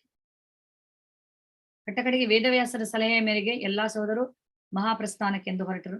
ಮಾರ್ಗದಲ್ಲಿ ಅರ್ಜುನನು ತನ್ನ ಸೋದರನ ಕೋರಿಕೆಯಂತೆ ಎಲ್ಲಾ ಮಹಾಸ್ತ್ರಗಳು ವ್ಯರ್ಥವೆಂದು ಹೇಳಿ ಅವನು ನೀರಿನಲ್ಲಿ ಬಿಸಾಡಿದನು.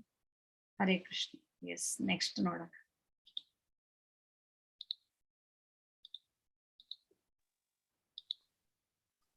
ಮೃಗೇಂದ್ರ ಇವ ವಿಕ್ರಾಂತೋ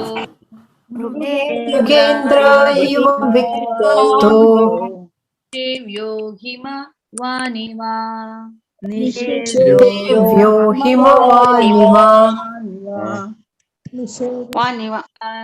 ಸುದೇವಾಸೌ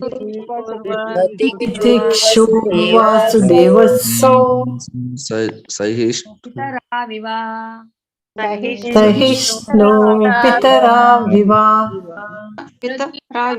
ವಿಕ್ರಾಂತೋ ಮೃಗೇಂದ್ರ ಇವ ವಿಕ್ರಾಂತೋ ನಿಷೇವ್ಯೋ ಹಿಮವಾನಿವಾ ತಿತಿಕ್ಷುರ್ವಸುದೇವಾಸೌ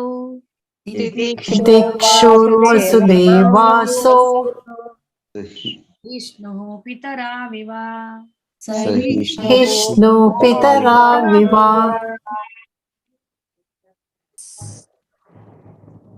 ಯಶಸ್ವಿನಿ ಅವರೇ ಓದ್ತೀರಾ? ಎಸ್ ಮಾತಾಜಿ.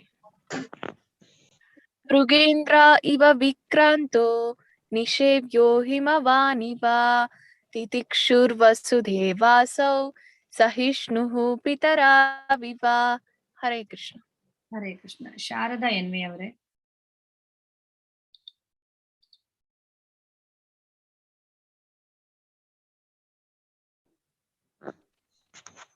ನಾನು ಹೋದ್ಲಾ? ಓದಿ. ಮೃಗೇಂದ್ರ ಇವ ವಿಕ್ರಾಂತೋ ನಿಷೇವ್ಯೋ ಹಿಮವಾನಿವ ತಿತಿಕ್ಷುರ್ವ ಸುದೇವಾಸೌ ಸಹಿಷ್ಣುಃ ಪಿತರಾವಿವ. ಮೃಗೇಂದ್ರ ಸಿಂಹದ. ಪ್ರಭುಜಿ ಒಂದ್ ನಿಮಿಷ ಇರಿ. ಇನ್ನು 1-2-3 ಸತಿ ಓದ್ಬೇಕು. ಎಸ್ ಸಂಜೆ ಸುಬ್ರಹ್ಮಣ್ಯ ಪ್ರಭುಜಿ ಶ್ಲೋಕ ಓದ್ತೀರಾ? ಹರೇ ಕೃಷ್ಣ ಮಾತಾಜಿ, ಓದ್ತೀನಿ. ಮೃಗೇಂದ್ರ ಇವ ವಿಕ್ರಾಂತೋ ನಿಷೇವ್ಯೋ ಹಿಮವಾನಿವ ತಿತಿಕ್ಷೋರ್ವ ಸುದೇವಾಸ್ವೋ ಸಹಿಷ್ಣು ಪಿತರಾವಿವ. ಹರೇ ಕೃಷ್ಣ. ಹರೇ ಕೃಷ್ಣ. ಹರೇ ಕೃಷ್ಣ ಮಾತಾಜಿ, ನಾನು ಓದ್ಲಾ? ಹಾ, ಓದಿ. ಮೃಗೇಂದ್ರ ಇವ ವಿಕ್ರಾಂತೋ ನಿಶೇಶ್ವ ಹಿಮವಾಹಿನವ ತಿತಿಕ್ಷೋ ವಸುದೇಶೋ ಸಹಿಷ್ಣು ಪಿತರಾವಿನಃ. ಹರೇ ಕೃಷ್ಣ ಮಾತಾಜಿ. ಪದ್ಮಕಾಮಗಳ ಅರ್ಥ ಅನುವಾದ ಓದಿ. ಮೃಗೇಂದ್ರ ಸಿಂಹದ ಇವ ಹಾಗೆ, ವಿಕ್ರಾಂತ ಶಕ್ತಿಶಾಲಿಯು, ನಿಷೇವ್ಯ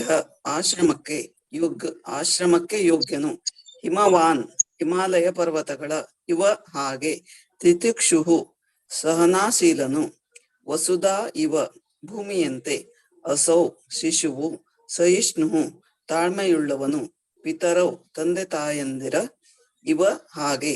ಅನುವಾದ: ಈ ಶಿಶುವು ಸಿಂಹದಂತೆ ಬಲಶಾಲಿಯು, ಹಿಮವಂತನಂತೆ ಆಶ್ರಯ ಯೋಗ್ಯನು, ಭೂಮಿಯಂತೆ ಕ್ಷಮಾಶೀಲನು ಮತ್ತು ಮಾತಾಪಿತೃಗಳಂತೆ ಸೈರಣೆಯುಳ್ಳವನು ಆಗುತ್ತಾನೆ. ಎಸ್, ಅನುರಾಧ BS ಅವರೇ ಓದ್ತೀರಾ? ಓದ್ತೀನಿ ಮಾತಾಜಿ.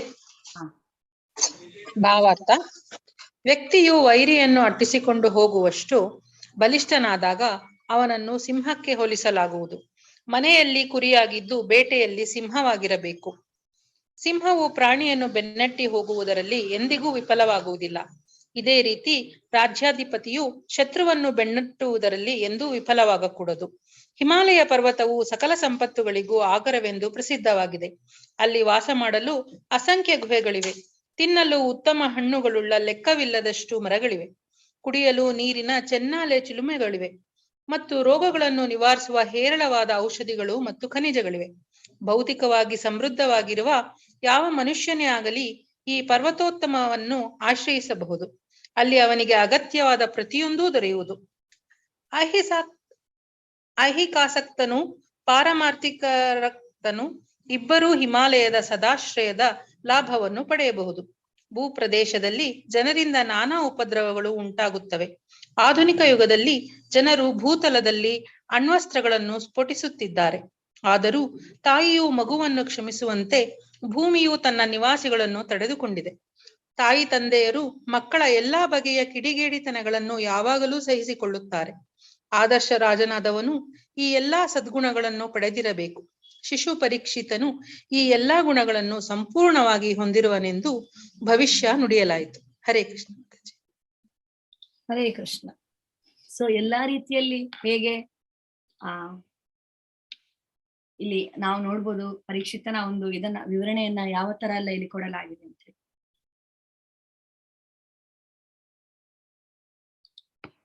ಒಬ್ಬ ಮಹಾತ್ಮನು ಜನಿಸುವಾಗ ಯಾವ ತರ ಒಂದು ವಿವರಣೆಯನ್ನು ಕೊಡ್ತಾರ. ಸೊ ಇಲ್ಲಿ ಹಲವಾರು ಶ್ಲೋಕಗಳು ಪರೀಕ್ಷಿತನ ಒಂದು ಜನನದ ಬಗ್ಗೆನೇ ಇದೆ, ಪರೀಕ್ಷಿತನ ಬಗ್ಗೆನೇ ಇದೆ. ಈ ಶಿಶುವು ಸಿಂಹದಂತೆ ಬಲಶಾಲಿಯು, ಹಿಮನಂತೆ ಆಶ್ರಯಯೋಗ್ಯನು, ಭೂಮಿಯಂತೆ ಕ್ಷಮಾಶೀಲನು ಮತ್ತು ಮಾತಾಪಿತೃಗಳಂತೆ ಸೈರಣೆಯುಳ್ಳವನು ಆಗುತ್ತಾನೆ ಅಂತ. ಎಲ್ಲಾ ಒಳ್ಳೆ ಗುಣಗಳು ಅವನಲ್ಲಿ ಇರುತ್ತದೆ. ಎಲ್ಲಾ ರೀತಿಯ ಒಂದು ಅಂದ್ರೆ ಬಲಿಷ್ಠತೆ ಇರ್ಲಿ ಅಥವಾ ಯಾವುದರಲ್ಲಿ ಕೂಡ ಒಂದು ಕಡಿಮೆ ಅನ್ನುವಂಥದ್ದು ಇಲ್ಲ. ವ್ಯಕ್ತಿಯು ವೈರಿಯನ್ನು ಅಟ್ಟಿಸಿಕೊಂಡು ಹೋಗುವಷ್ಟು ಬಲಿಷ್ಠನಾದಾಗ ಅವನನ್ನು ಸಿಂಹಕ್ಕೆ ಹೋಲಿಸಲಾಗುವುದು. ಮನೆಯಲ್ಲಿ ಕುರಿಯಾಗಿದ್ದು ಬೇಟೆಯಲ್ಲಿ ಸಿಂಹವಾಗಿರಬೇಕು. ಸಿಂಹವು ಪ್ರಾಣಿಯನ್ನು ಬೆನ್ನಟ್ಟಿ ಹೋಗುವುದರಲ್ಲಿ ಎಂದಿಗೂ ವಿಫಲವಾಗುವುದಿಲ್ಲ. ಇದೇ ರೀತಿ ಪತಿಯು ಶತ್ರುವನ್ನು ಬೆನ್ನಟ್ಟುವುದರಲ್ಲೂ ಎಂದೂ ವಿಫಲವಾಗಕೂಡದು. ಸೊ ಈ ರೀತಿ ಇಲ್ಲಿ ಪರೀಕ್ಷಿತನನ್ನ ಹೋಲಿಸಲಾಗಿದೆ. ಸಿಂಹದ ತರ ಇದ್ದಾನೆ ಅವನು ಅಂತ. ಹಿಮಾಲಯ ಪರ್ವತವು ಸಕಲ ಸಂಪತ್ತುಗಳಿಗೂ ಆಗರವೆಂದು ಪ್ರಸಿದ್ಧವಾಗಿದೆ. ಹಿಮವಂತನಂತೆ ಆಶ್ರಯ ಯೋಗ್ಯನು. ಅಲ್ಲಿ ವಾಸ ಮಾಡಲು ಅಸಂಖ್ಯ ಗುಹೆಗಳಿವೆ. ತಿನ್ನಲು ಉತ್ತಮ ಹಣ್ಣುಗಳುಳ್ಳ ಲೆಕ್ಕವಿಲ್ಲದಷ್ಟು ಮರಗಳಿವೆ. ಕುಡಿಯಲು ನೀರಿನ ಚಿನ್ನಾದ ಚಿಲುಮೆಗಳಿವೆ ಮತ್ತು ರೋಗಗಳನ್ನು ನಿವಾರಿಸುವ ಹೇರಳವಾದ ಔಷಧಿಗಳು ಹಾಗೂ ಖನಿಜಗಳು ಇವೆ. ಆದ್ರಿಂದ ಅಲ್ಲಿ ಯಾರಾದ್ರೂ ಆಶ್ರಯವನ್ನ ಪಡೆಯಬಹುದು. ಭೌತಿಕವಾಗಿ ಸಮೃದ್ಧನಾಗಿರದ ಯಾವ ಮನುಷ್ಯನಾಗಲಿ ಈ ಪರ್ವತೋತ್ತಮವನ್ನು ಆಶ್ರಯಿಸಬಹುದು. ಹಿಮಾಲಯದಲ್ಲಿ ಈಗ ಋಷಿಗಳು ತಪಸ್ ಮಾಡ್ಲಿಕ್ಕೆ ಅಲ್ಲಿ ಹೋಗ್ತಾರೆ. ಅವರಿಗೆ ಅಲ್ಲಿ ಬೇಕಾಗಿರುವಂತದ್ದು ಎಲ್ಲಾನು ಸಿಗುತ್ತೆ. ಉತ್ತಮ ಹಣ್ಣುಗಳು, ಕುಡಿಯೋದಿಕ್ಕೆ ಚೆನ್ನಾಗಿರುವಂತಹ ನೀರುಗಳು, ಔಷಧೀಯ ಸಸ್ಯಗಳು, ಖನಿಜಗಳು ಎಲ್ಲವೂ ತುಂಬಾ ಸಮೃದ್ಧವಾಗಿದೆ ಹಿಮಾಲಯ. ಭಗವಂತ ಹೇಳ್ತಾರೆ, ನಾನು ಪರ್ವತಗಳಲ್ಲಿ ನಾನು ಹಿಮಾಲಯ ಅಂತ ಹೇಳ್ತಾರೆ. ಸೊ ಹಿಮಾಲಯ ಅಷ್ಟು ಇದಾಗಿದೆ, ಎಲ್ಲ ಸಮೃದ್ಧತೆಯಿಂದ ಕೂಡಿದೆ. ಅಲ್ಲಿ ಪ್ರತಿಯೊಂದು ಸಿಗುತ್ತೆ ಅಂತೇಳಿ ಅದಕ್ಕೆ ಯಾರು ಕೂಡ ಆಶ್ರಯವನ್ನ ಪಡೆಯಬಹುದು. ಕಷ್ಟ ಇರುವವರು ಅಲ್ಲಿ ತಿನ್ನೋದಿಕ್ಕೆ ಅಲ್ಲಿ ಕಡಿಮೆ ಅನ್ನುವಂಥದ್ದು ಇಲ್ಲ, ಪ್ರತಿಯೊಂದು ಅಲ್ಲಿ ಸಿಗುತ್ತೆ. ಸೊ ಸಂಜೀವಿನಿ ಕೂಡ ಅದು ಹಿಮಾಲಯದಲ್ಲೇ ಸಿಗುವಂಥದ್ದು ಅಲ್ವಾ. ಹನುಮಂತನಿಗೆ ಅಲ್ಲಿ ಅವನಿಗೆ ಅಗತ್ಯವಾದ ಪ್ರತಿಯೊಂದು ದೊರೆಯುವುದು. ಐಹಿಕಾಸಕ್ತನು ಪಾರಮಾರ್ಥಿಕ ರಥನು ಇಬ್ಬರು ಹಿಮಾಲಯದ ಸದಾಶ್ರಯದ ಲಾಭವನ್ನ ಪಡೆಯಬಹುದು. ಭೂಪ್ರದೇಶದಲ್ಲಿ ಜನರಿಂದ ನಾನಾ ಉಪದ್ರವಗಳು ಉಂಟಾಗುತ್ತವೆ. ಆಧುನಿಕ ಯುಗದಲ್ಲಿ ಜನರು ಭೂತಲದಲ್ಲಿ ಅಣ್ವಸ್ತ್ರಗಳನ್ನು ಸ್ಫೋಟಿಸುತ್ತಿದ್ದಾರೆ. ಸೊ ಈಗ ಯಾರು ಕೂಡ ಅಲ್ಲಿಗೆ ಈಗ ಭಗವಂತನನ್ನ ಅರಸಿ ಹೋಗುವವರು ಕೂಡ ಅಲ್ಲಿ ಆಶ್ರಯವನ್ನ ಪಡೆಯುತ್ತಾರೆ. ಕೆಲವರು ಐಹಿಕಾಸಕ್ತರು ಕೂಡ ಅಲ್ಲಿ ಆಶ್ರಯವನ್ನ ಪಡೆಯಬಹುದು ಅಂತ. ಹಿಮಾಲಯ ಅಷ್ಟು ಇದಾಗಿದೆ ಅಂತ, ಹಿಮಾಲಯದ ತಪ್ಪಲು ಹಿಮಾಲಯ ಪರ್ವತದಲ್ಲಿ ಇರುವವರು ಅಂತೇಳಿ. ಅಂಡ್ ಹಿಮಾಲಯ ಅದು ಪರ್ವತ ರೂಪದಲ್ಲಿ, ಅಂದ್ರೆ ಅದಕ್ಕೆ ಒಂದು ಪರ್ಸನಾಫಿಕೇಶನ್ ಇದೆ. ಹಿಮಾಲಯದ ಹತ್ರ ನಾವಲ್ಲಿ ಇದ್ದಾಗ ಕೂಡ ಅಂದ್ರೆ ಒಂದು ಒಳ್ಳೆಯ ಒಂದು ಅನುಭವ ನಮ್ಗೆ ಆಗುತ್ತೆ ಅಂತ ಹೇಳಲಾಗುತ್ತೆ. ಹಿಮಾಲಯ ತುಂಬಾ ಶ್ರೇಷ್ಠವಾದಂತಹ ಪರ್ವತ, ಹಿಮಾಲಯದ ಪರ್ವತ ಶ್ರೇಣಿಗಳು ಎಲ್ಲವೂ ಕೂಡ. ಸೊ ಗಂಗಾ ನದಿ ಅಲ್ಲಿ ಹಿಮಾಲಯದ ಒಂದು ಇದರಲ್ಲೇ ಹರ್ಕೊಂಡು ಅಲ್ಲಿ ಹೋಗುವಂಥದ್ದು ತುಂಬಾ ಸುಂದರವಾಗಿರುವಂತಹ ಒಂದು ಒಳ್ಳೆ ನಮ್ಮ ಮನಸ್ಸಿಗೆ ಶಾಂತಿಯನ್ನ ಕೊಡುವಂತಹ ಒಂದು ಪ್ರದೇಶ ಹಿಮಾಲಯ ಅಂತ ಹೇಳಲಾಗುತ್ತದೆ. ತುಂಬಾ ಜನರು ಅಲ್ಲಿಗೆ ಬಂದು ತಪಸ್ಸನ್ನ ಮಾಡುವಂಥದ್ದು, ಧ್ಯಾನವನ್ನ ಮಾಡುವಂಥದ್ದು ಅದರಲ್ಲೆಲ್ಲ ತೊಡಗಿರ್ತಾರೆ. ಆಧುನಿಕ ಯುಗದಲ್ಲಿ ಜನರು ಭೂತಲದಲ್ಲಿ ಅಣ್ವಸ್ತ್ರಗಳನ್ನು ಸ್ಫೋಟಿಸುತ್ತಿದ್ದಾರೆ. ಆದರೂ ತಾಯಿಯು ಮಗುವನ್ನು ಕ್ಷಮಿಸುವಂತೆ ಭೂಮಿಯು ತನ್ನ ನಿವಾಸಿಗಳನ್ನು ತಡೆದುಕೊಂಡಿದೆ. ತಾಯಿ ತಂದೆಯರು ಮಕ್ಕಳ ಎಲ್ಲಾ ಬಗೆಯ ಕಿಡಿಗೇಡಿತನಗಳನ್ನು ಯಾವಾಗಲೂ ಸಹಿಸಿಕೊಳ್ಳುತ್ತಾರೆ. ಆದರ್ಶ ರಾಜನಾದವನು ಈ ಎಲ್ಲಾ ಸದ್ಗುಣಗಳನ್ನು ಪಡೆದಿರಬೇಕು. ಶಿಶು ಪರೀಕ್ಷಿತನು ಈ ಎಲ್ಲಾ ಗುಣಗಳನ್ನು ಸಂಪೂರ್ಣವಾಗಿ ಹೊಂದಿರುವನೆಂದು ಭವಿಷ್ಯ ನುಡಿಯಲಾಯಿತು. ಎಸ್. ಸೊ ಇವನು ಕ್ಷಮೆ ಅಂದ್ರೆ ಕ್ಷಮಿಸುವುದರಲ್ಲಿ ಭೂಮಿಯಂತೆ ಇವನು ಇರುತ್ತಾನೆ. ಆಶ್ರಯ ಕೊಡುವರಲ್ಲಿ ಹಿಮವಂತನಂತೆ, ಹಿಮಾಲಯದಂತೆ. ಬಲಶಾಲಿ ಅಂದ್ರೆ ಪರಾಕ್ರಮಿಯಲ್ಲಿ ಬಲದಲ್ಲಿ ಸಿಂಹದಂತೆ. ಅದಾದ್ಮೇಲೆ ಮಾತಾ ಪಿತೃಗಳಂತೆ ಸೈರಣೆಯುಳ್ಳವನು ಆಗಿರುತ್ತಾನೆ. ಹೇಗೆ ತಂದೆ ತಾಯಿಯಂದಿರು ತಮ್ಮ ಮಕ್ಕಳ ಎಲ್ಲ ತಪ್ಪುಗಳನ್ನ ಕ್ಷಮಿಸುತ್ತಾರೆ, ಅದೇ ತರ ಪರೀಕ್ಷಿತ ಮಹಾರಾಜ ತನ್ನ ಪ್ರಜೆಗಳನ್ನ ತನ್ನ ಮಕ್ಕಳ ತರ ಅವನು ನೋಡಲಿದ್ದಾನೆ, ಎಲ್ಲವನ್ನ ಸಹಿಸಿಕೊಳ್ಳುತ್ತಾನೆ ಅನ್ನೋದನ್ನ ಇಲ್ಲಿ ಹೇಳಲಾಗಿದೆ. ಇದು ತುಂಬಾ ದೊಡ್ಡದಿದೆ.